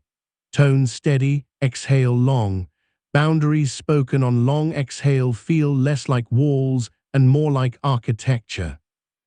A workplace table with water rings and laptops. Jonah's CTO pressed for just a few more features 3 days before release. Bridge then boundary. We both want a clean cut. I won't add features this week. I'll log them for the next sprint and share the list by 3. The CTO pushed once, then nodded. The ship sailed on time. The old belief, if I draw lines, I'll be punished, lost another tooth. Install the gratitude in shadow practice to keep relationships from becoming problem-fixing only. Once a week, deliver 1 sentence that names a small, specific thing the other person does that makes your life easier, especially if it lives in their shadow, things they do when no one watches. You refill the coffee and I feel cared for. You ask my mom about her garden and it steadies our Sundays. This isn't sugar, it's nourishment. Your RAS will start seeing proof that you're not adversaries. You're allies who occasionally miscommunicate under pressure. A quiet Sunday scene with sunlight gathering in a patch on the floor. We've told Myra, you handle the mail piles without fanfare, and our place feels less like a mind on fire because of it. Myra's eyes softened, her shoulders lowered by a centimeter. Their next argument started from a warmer baseline. Gratitude doesn't prevent storms, it stores umbrellas by the door. Sensation again. The smell near you, paper, soap, rain, belongs to this room, not to your mind's movies. The weight of your body is accepted by the chair without audition. Your breath is the thread you can pull to unravel urgency. These truths make space for better sentences. Now for when a conversation spirals into the same loop, deploy the topic tether. One line, I want to solve X. We are drifting to Y. Can we tether back to X for 5 minutes? Then you set a timer out loud. Timers aren't childish, they are peacekeepers. Your brain likes visible edges. 5 minutes of clean focus beats 30 minutes of relational crossfire. A car ride scene with freeway hiss. Leela and her brother kept drifting from dividing chores to revisiting 2014. Topic tether, I want to solve the chore split. We are in the past. 5 minutes on chores, timer set. 5 minutes later, the list existed. 2014 could get its own time or none at all. You'll also need a script for exit without rupture when someone else's tone is beyond your window. It's called the safety exit. I want to hear you, and I'm hitting my limit. I'll step out for 10 and return at. If voices are still raised, then I'll reschedule. State it once, steady. Leave. Return when you said. Your nervous system learns you protect it. The relationship learns your presence has conditions that keep connection possible. Science thread, one more knot. Prosody, warm, varied tone co-regulates. Echo reduces prediction error between minds. Specific questions recruit prefrontal cortex. Timed pauses widen attention. Shared value statements reduce zero-sum framing. None of this is abstract when your heart is fast. That's why you practice in the dojo, in hallways, in kitchens, under the hum of lights. A final story from a doctor's waiting room where anxiety makes language brittle. Mayra's father needed to hear news about a scan. The tech spoke gently in a room that smelled like antiseptic and coffee. The doctor arrived with too many syllables. Mayra felt her chest tighten. Her mind wanted to control the scene. Hear bridge first. She let the doctor finish. Echo, I'm hearing there's a spot you're watching. Ask, what's the single factor that would make it clearly better or worse? Reveal, I'm anxious and want to track the one thing that matters. Could we write it down? The doctor, relieved to be asked for clarity instead of certainty, wrote the marker and the next test date. Mayra's father looked at the paper, then at her face, and his breath eased. She did not banish fear, she gave it a handle. Your turn to rehearse 1 minute right now, so the synapses don't just nod, they change. Pick a person you'll talk with soon. Slow, soften gaze, lengthen exhale, orient to 3 neutrals, wait 2 beats. Ears echo their last sentence, ask 1 narrow question, reveal 1 truth, suggest the smallest next step. If heat rises, use pause with post. If loops appear, topic tether. If blame spikes, mirror neutral next. If your mind tries to read minds, empathy toggle. When you need a boundary, place it on a long exhale inside a shared value. End the night with 1 repair receipt and 1 gratitude in shadow. 10 lines, many rooms, 1 identity. Feel your spine find a more comfortable stack. Your eyes soften a notch. The room widens. The air tastes like whatever your day has brewed. Speak a line you'd want someone to remember you by in a hard moment. Maybe, I hear you, what part matters most? Maybe, we both want this to work, here's the smallest step. Maybe simply, I care and I can listen. You are the awareness, not the emotion. You are the bridge, not the blaze. You are the one who hears first, echoes clean, asks small, reveals true, and leaves every room with a little more oxygen than you found. Mastery is not the absence of storms, It's the ability to set your sails while the sky is loud. You've learned to steady your breath, choose sentences that the body believes, and move inches that add up. Today you'll stitch everything into an internal operating system, a way your voice boots up each day and updates itself when life patches you with new challenges. You'll install 2 final frameworks, the Identity Script Installer and the Myth-Refactor loop. You'll also build a future-pull practice so your brain stops dragging you with fear and starts drawing you with meaning. This is where language stops being first aid and becomes architecture. Begin with the Identity Script Installer. Identity isn't a slogan, it's the set of sentences your nervous system expects you to speak under stress. You will pick 3 identity lines and wire them to 3 daily anchors so often that your mouth finds them without a meeting invite. The lines follow a template. I am the one who, when, because I value, fill with verbs you can enact in seconds. I am the one who breathes and asks one honest question when pressure spikes, because I value clarity. I am the one who stops at 90 minutes and walks to the doorframe when overwork seduces me, because I value longevity. I am the one who says new track and returns to values when rumination circles, because I value focus. Tie each line to an anchor, mirror in the morning, doorframe at noon, pillow at night. The installer turns identity from a speech to a reflex. Feel the chair return your weight. Notice the fabric against the backs of your thighs, a quiet, loyal pressure. The air near your nostrils is a degree cooler going in than coming out. Trace the difference with attention. Place a palm on your chest and whisper one identity line now. Your skin carries sound to your nervous system. The body trusts what it hears from your mouth more than it trusts what it reads on a wall. Pair the installer with the Myth-Refactor loop. Every mind runs old myths, sentences that once protected you but now charge interest. Refactor them like code. Keep what works, rewrite the rest, deploy, observe, iterate. The loop is 4 lines you speak and act. Legacy, leverage, rewrite, release. Legacy names the old myth without contempt. Legacy, I must be useful to be loved. Leverage salvages the gift inside it. Leverage, I learn to show up and care.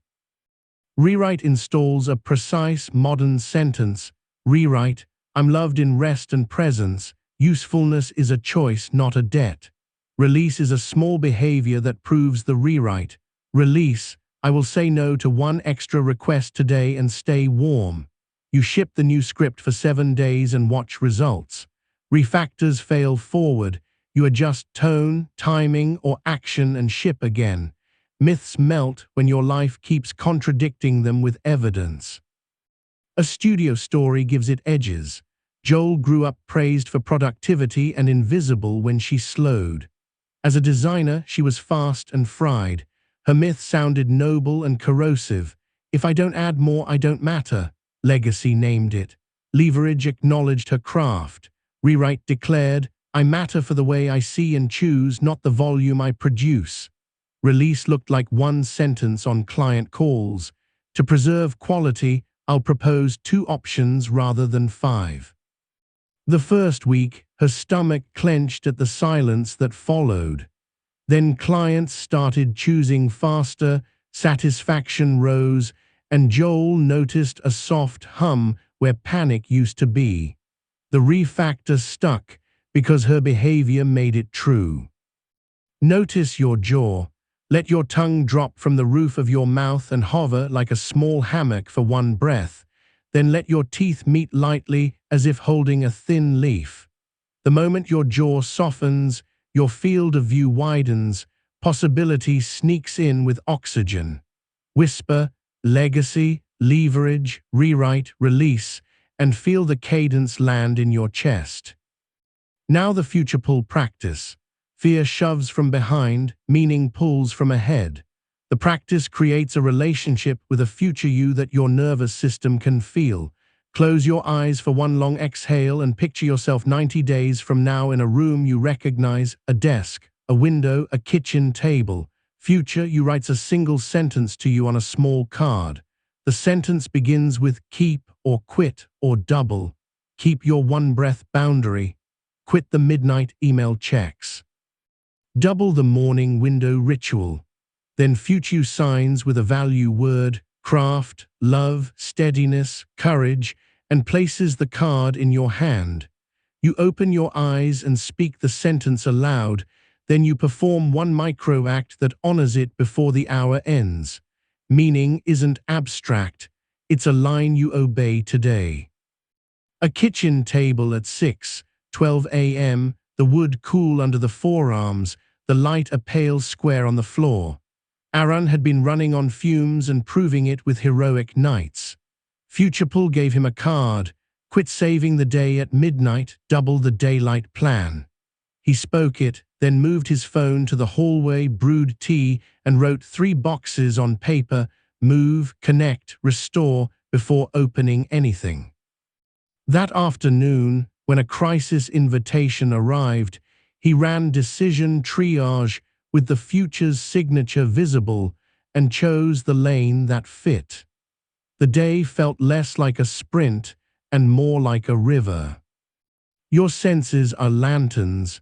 Smell the faint ghost of soap or coffee on your hands. Feel the cool patch of air where sleeve meets wrist. Hear a distant sound, traffic, a vent, someone walking above. These are invitations back to a body that can cooperate with a plan. You'll weave a daily boot sequence called OS 60 seconds that boots your operating system before the world claims your attention. Stand at a window, place one palm on your chest. Speak these 3 lines: identity, I am the one who, when, because I value, Myth-Refactor, legacy, leverage, rewrite, release, futurepul, keep, quit, double. Then take 1-4-4-6 breath and begin the first inch of the smallest action named. OS 60 is not a vibe, it is an executable. When you skip it, you feel it by noon. When you honor it, the day recognizes its owner. A classroom story where OS 60 turned nuisance into ritual. Tamsin teaches 10th grade history, a profession with endless unclosed loops. She used to begin her day with email and end it with dread. OS 60 changed the opening chord. Identity, I am the one who asks one question before I answer. Myth-Refactor, legacy, control equals safety, leverage, planning, rewrite, responsive beats rigid, release, leave 10 minutes unplanned each period. Futurepul, double the praise that names effort specifically. A month later, student attention held better. Tamsin's voice felt like a place she trusted. The job didn't become easy, it became inhabitable. Breathe and let your exhale be generous. Sense your shoulder blades slide down by a centimeter. The room widens by 2 degrees when your ribs stop bracing. Speak an identity line right now and pair it with a micro-act you can do before you stand. For long arcs, careers, relationships, health, you'll build a quarterly narrative audit. Stories calcify if you don't rewrite them with reality. Once every 90 days, you sit with a notebook and ask 3 questions you answer in 1 paragraph each, then read aloud. What story did I live? Where did language steer me? What line will I retire or renew? You aren't performing, you're cataloging. Your hippocampus loves this. It files your growth with clarity instead of letting the critic narrate by default. A quiet Sunday with dust motes in a bar of sun. May had a habit of summarizing seasons with a sigh. Her audit read, I lived a story of becoming someone who stops on time. Language steered me when I said, gate is closed, review on June 30. I retire, I'm behind. I renew, I'm building steadily. She spoke it into the room. Her body believed the sound more than any diary ever written in silence. Feel the backs of your hands, they're cooler than your palms. Let your gaze rest on a straight line in the room, the window frame, a shelf edge, and let your breath match it for 2 slow cycles.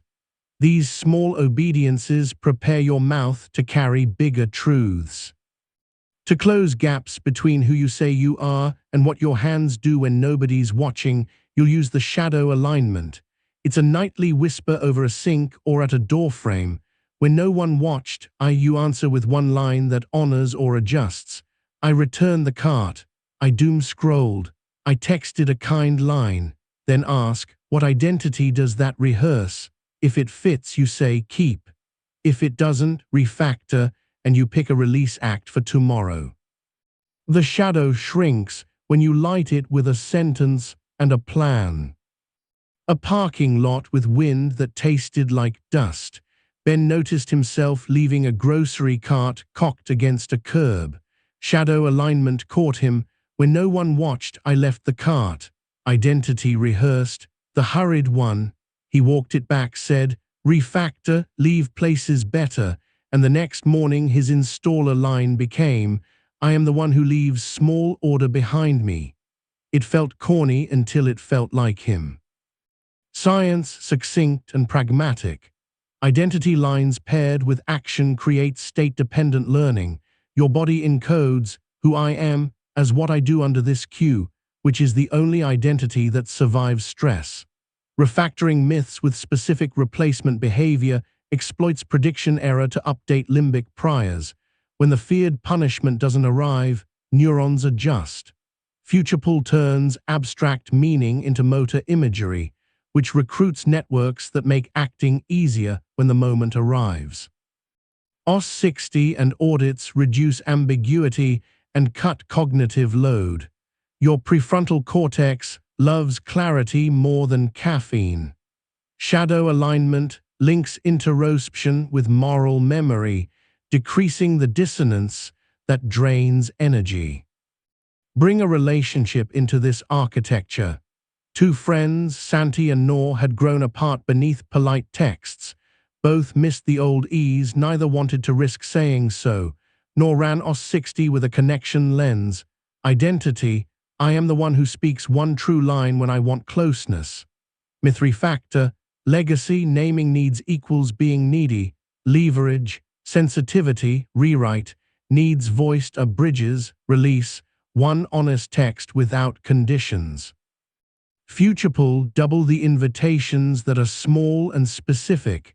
She sent, I miss our weekday walks, 10 minutes after work by the river this week. Santi replied in 5 minutes, yes, I was scared to ask. Architecture made vulnerability into a path, not a cliff. Check your breath the way you check a compass, lightly, often. Inhale a cool ribbon, exhale a warmer thread. Feel a hum in your fingertips if you attend. Biology applauds attention with sensation. Say, I am the one who chooses a sentence, and notice how the room changes when you claim authorship. Now for peak days when you must perform under lights, an interview, an exam, a stage. You'll combine everything into the Greenroom Sequence. 10 minutes before, orient to 3 neutrals, 4-4-6 twice, speak your identity line, run the 2% bravery contract, rehearse one credible neutral you'll use if you wobble. 1 minute before, seat and screen, dim mental images by 10%, shrink frame, hum once. Say, from the seat I watch the screen. During 2 beats, pause before each hard answer. Clear channel, anchor, aim, ask. Authenticity dial set to warmer. After, gentle debrief. What was real, what I chose, what I'll reuse. Greenroom turns adrenaline into clarity. Your body will remember the cadence even if your mind blanks. A stage with hot lights buzzing like bees. Layla, pitching a research grant, felt the familiar clamp at her throat. Greenroom ran like rails. Orient, podium edge, exit sign, the scuff on the floor. Identity, I am the one who slows the breath and asks one question. 2%, name the risk without apology. On stage, a question tried to box her into false certainty. 2 beats. Right now, the model is promising on small data. The next honest step is a larger cohort. Our plan is X. After, gentle debrief in a quiet hallway with cool air. Real, 1 stumble on slide 3. Chose, named the risk. Reuse, 2 beats before technical answers. Her pulse settled. The mind recorded victory without the sugar high of bravado. Sensation returns as teacher. The smell in your room, paper, rain, someone's dinner drifting through vents, is an anchor, not a distraction. The pressure at your sit bones is data, not dullness. The world is real, and your words are tools that work better when they land in reality. Finally, build your lifeline script, the line you can speak in any room when all others scatter. It must be true under storm and sun. It must be short enough to ride 1 breath. It must point you to action that serves your values. Try, I'm here, I can choose 1 inch that honors. Fill the blank, kindness, craft, courage, truth. Or a wave is moving through, I can breathe and ask 1 honest question. Or I am the seat, I watch the screen, I choose 1 sentence. You will practice it until the syllables fit your mouth like a key in a well-used lock. 1 last story, because endings are best when carried in a body. Jonah, the product lead you met earlier, stood in a hospital corridor years after his startup days, waiting while his partner went into surgery. The air was cool with the sterile smell that turns mouths dry. His mind tried to sprint to timelines with no oxygen. He placed a palm on his chest, felt the hum beneath bone, and whispered his lifeline script. I'm here, I can choose 1 inch that honors love. The inch was to text the family a steady line and to fill a water bottle. When the surgeon emerged with news, Jonah's breath was not calm, but it was his. He asked 1 honest question. He didn't win the day, he inhabited it. You've built an operating system, scripts that boot you, boundaries that protect you, reframes that update you, and values that pull you. You know the rhythm of breath that brings the prefrontal back online. You can feel the difference between loops and lanes, control and clarity, performance and presence. Most importantly, you've rehearsed an identity, the one who chooses a sentence that makes you more human, not less, under pressure. Look around your room as if you are returning from a long trip. Light is doing what light does, soft at the edges, loud where it strikes metal or glass. Your breath is doing what breath does, arriving, leaving, regardless of storyline. Place your palm on your chest and speak your identity line once more, then your lifeline script once, warm and plain. The words are not spells. They are steering wheels, hands on wheel, eyes on road. You are ready. You are the awareness, not the emotion. You are the architect, not the rubble. You are the one who installs, refactors, and walks forward pulled by what you love, 1 sentence at a time. Success can be just as destabilizing as failure. It flips the lights on, crowds your inner room, and your mind scrambles to keep ownership by narrating too loudly. After a win, the critic comes in costume, minimizer, imposter, scorekeeper. You'll close this book by making your voice steady not only when you're scared, but also when you're shining. You'll install closure that protects momentum, celebration that doesn't turn into pressure, and practices that carry your language into the lives around you. Think of this as the final stitch, the way you talk to your mind when you are strong, so you stay kind. Begin with the victory without Velcro protocol. Velcro is the mind's habit of sticking identity to outcomes. Win equals worth, stumble equals shame. You'll switch to buckles, secure, adjustable, releasable. The protocol is 3 lines after any milestone, spoken on 1 exhale each. Real, what objectively happened. Roll, the skill I brought. Return, the smallest way I'll reuse it tomorrow. After the presentation lands, you say, "Real, the client signed." Roll, I asked one clarifying question at the hard part. Return, tomorrow I'll open the next deck with that question in mind. The script lets celebration be fuel, not a leash around your neck. Feel where your body meets the room. The chair presses up under your thighs, the backrest holds a quiet line against your spine. Air enters cool and leaves warmer, your lips feel the faintest brush of it on the way out.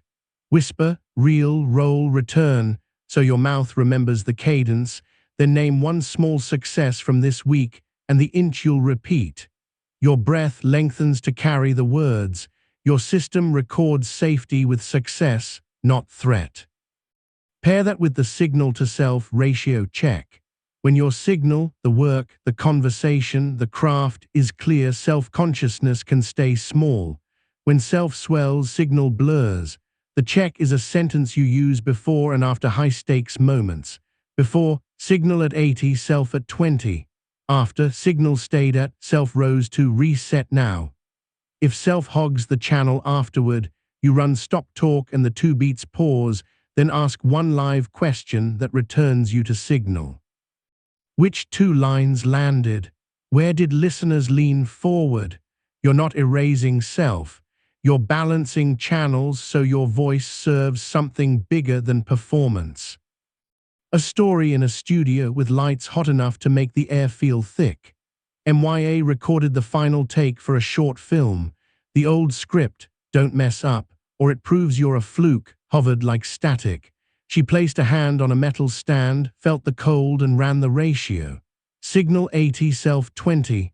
After the cut, self ballooned to 70 as compliments arrived in waves that felt like weather you can't breathe in. 2 beats, long exhale. Which 2 moments told the truth best? The director answered, and the conversation moved from MYA to the work. That move saved her week. She didn't hide from praise or drown in it. She let it rinse and leave. Sense the cool at your temples, sense the warmth at your palms. Hear a far sound, someone walking, air humming, a car sighing by. Your body gathers the room so your mind can choose language that keeps perspective humane. Success tempts you to sprint past closure. You'll use the ceremony of closure to place a clean period at the end of efforts, so your nights don't become warehouses. The ceremony is brief: touch, tell, tether, touch a concrete symbol, power button, doorframe, notebook, spine, tell one sentence aloud, "This work is closed for today." Tether one breadcrumb map for tomorrow, "Where I am, slide 8 unclear." Next, define done in one sentence. Why unlock sign off, then leave. Your nervous system files the day as finished. Your sleep stores learning instead of looping worry. An office saturated with late light and dust. Jun typed the last line of a funding report, felt the pull to just check one more figure, and heard the thin panic. "If you stop, you'll forget how." He stood, hand to doorframe, "Closed for today." Breadcrumb tether, line 18 variants, call Maria, purpose, finalize. He turned off the lamp. The hallway smelled like paper and soap. He slept without courtroom dreams. In the morning, the breadcrumb greeted him like a colleague who shows up on time. Bring your senses back. The surface under your wrists has a texture, grain, gloss, tiny scratches. Your eyes soften when you widen them a fraction. Your breath follows, a shade longer out than in. Ceremony protects your voice from becoming a siren that never rests. You'll also learn the 3R ripple: receive, reflect, redirect, for praise and criticism, so neither warps your identity. Receive is a single thank you or I hear that. Reflect names a specific you'll keep or adjust. Redirect points attention to the work or the next useful step. Praise, thank you, I'll keep the pace from section 2, we'll apply it to the next chapter. Criticism, I hear you, I'll sharpen examples in part 3, I'll send a revision by Wednesday. This sequence preserves dignity and agency. You're not a sponge that soaks all or a stone that rejects all. You're a river that uses what flows in. A hallway moment outside a conference room. Karim walked out of a demo to a mix of claps and tight feedback. His chest buzzed like a phone on silent. A senior said, "Great energy, but the metrics were thin." His mouth wanted to defend. 3R Ripple instead. "Thank you, I'll keep the energy and tighten the metrics. I'll add 2 cohort analyses by Wednesday." The senior nodded, pressure diffused, and Karim returned to signal before his self could spiral. Notice your jaw, let the tongue drop, the jaw hinge soften, then teeth touch as if holding a thin leaf. That small release widens your field of view. The brain reads world, not tunnel. Make space for the next sentence. You've learned to refactor myths. Now you'll write one last, gentler myth out of your life. The myth that relapse equals failure. Relapse in language, slipping back into harsh talk, skipping rituals, swallowing your truth means you're human. The relapse replay turns it into tuition. 3 lines in the hour after you notice a slide. Clip the exact moment. Cue what preceded. Repair the smallest next try. Clip might be, "I said yes when I meant no." Cue could be fatigue and fear of disappointing. Repair is text 1 clarifying boundary now. Rehearse the 1 breath boundary for tomorrow's meeting. You speak it gently and you act within 10 minutes. Your brain learns speed and kindness of repair, not the fantasy of never slipping. A kitchen conversation, 10:18 p.m. Taro promised himself not to do midnight email. A ping came with the subject urgent. His chest tightened. He opened, replied, and stayed up an hour. Relapse replay in the bathroom at 11:40, toothbrush foam and honesty. Clip, "I answered after 10. Cue vague subject and old fear. Repair send, quiet hours 10:07. Emergency call me to team. Rename urgent guidelines tomorrow." He sent the note, slept, and the next night the ping didn't own him. Sensation returns as ally. The water on your hands is warmer than the air. You can feel the difference in your knuckles. Your shoulders lower by the weight of 2 coins when you exhale longer. You are preparing the instrument you'll play, your voice. To sustain over seasons, install the Sabbath hour. It's not religious unless you want it to be. It's respect for rhythm. 1 hour weekly with 3 rules. No fixing, no proving, no improving. You may walk, read, sit, cook, talk gently.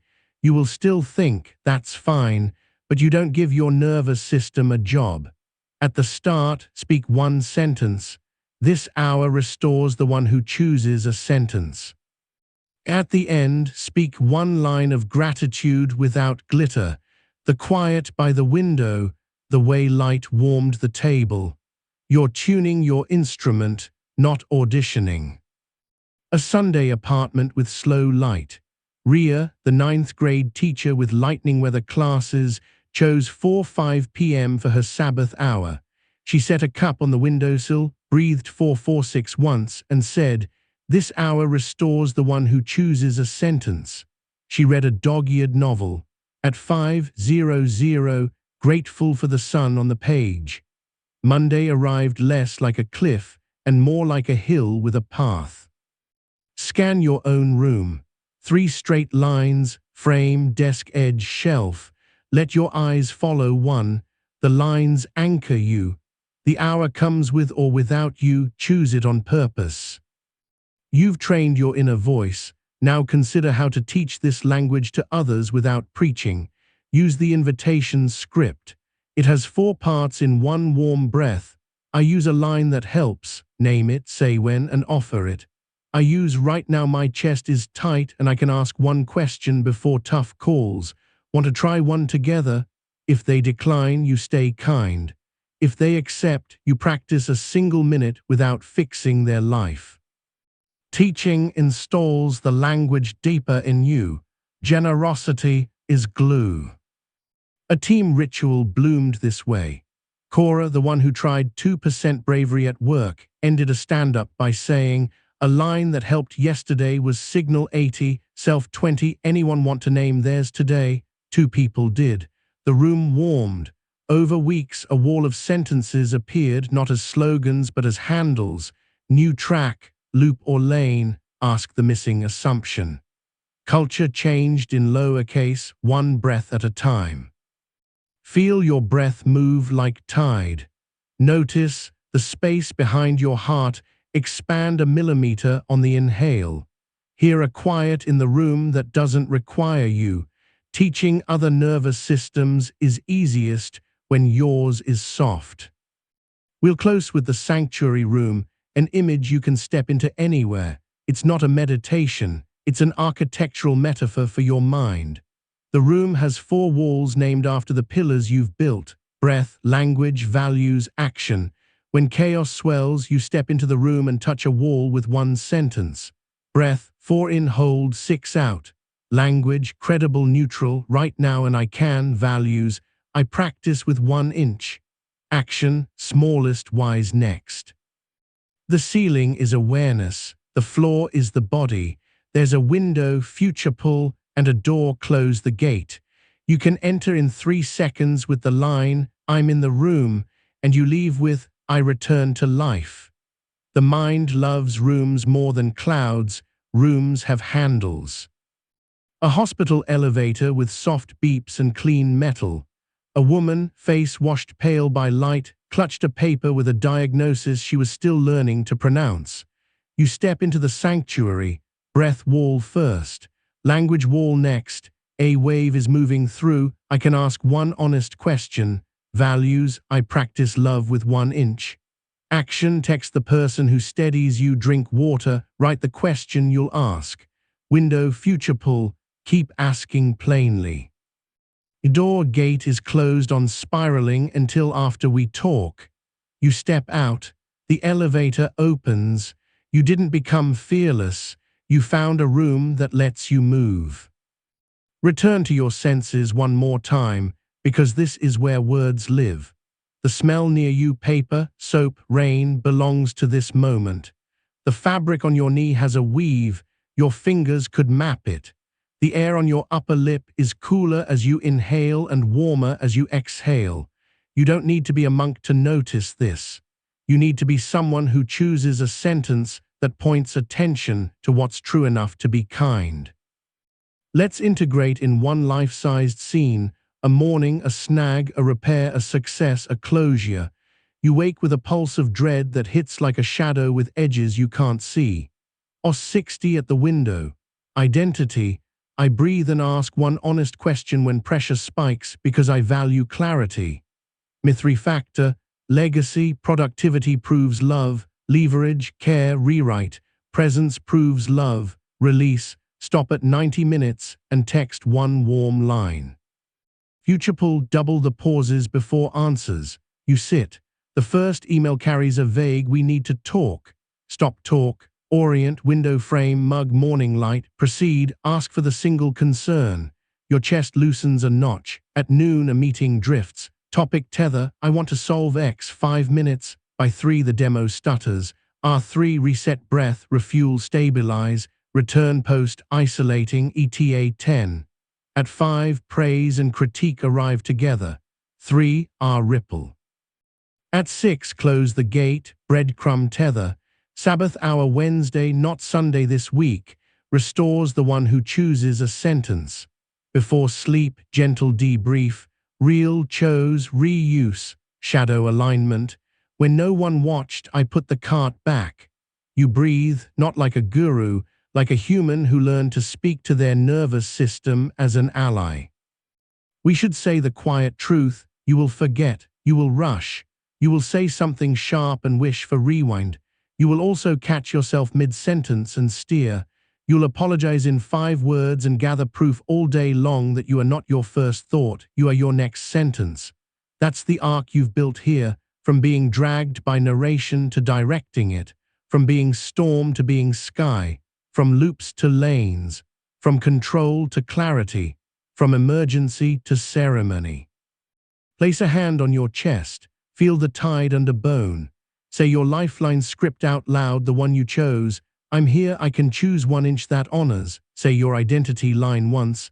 I am the one who when because I value. Step into your sanctuary room for a breath. Touch breath 446. Touch language right now and I can. Touch values, I practice. Touch action, smallest wise next. Look through the window, keep, quit or double. Open the door, gate is closed until review. A return to life. One last story, because every ending is a bridge. A park in the early evening, the air holding the day's warmth like a secret. A runner ties laces with hands that tremble from a week that asked too much. The mind offers its old script. You don't finish things. She stands, breathes a 446 and whispers, right now my legs are heavy and I can jog to the first lamp. She runs lamp to lamp. At the third she stops, hand on a cool metal post, and smiles with her whole face, not because she conquered, but because she chose a sentence and her body followed. She walks home through air that smells like cut grass and the last dinners of the block. Inside she writes a breadcrumb for tomorrow, closes the gate and sleeps. This is the life of someone who talks to their mind like a partner. It is not dramatic. It is durable. It is yours. You are the awareness, not the emotion. You are the seat, not the screen. You are the architect, not the rubble. You are the one who chooses a sentence that returns you to yourself and to the world over and over until that choice is simply how you live.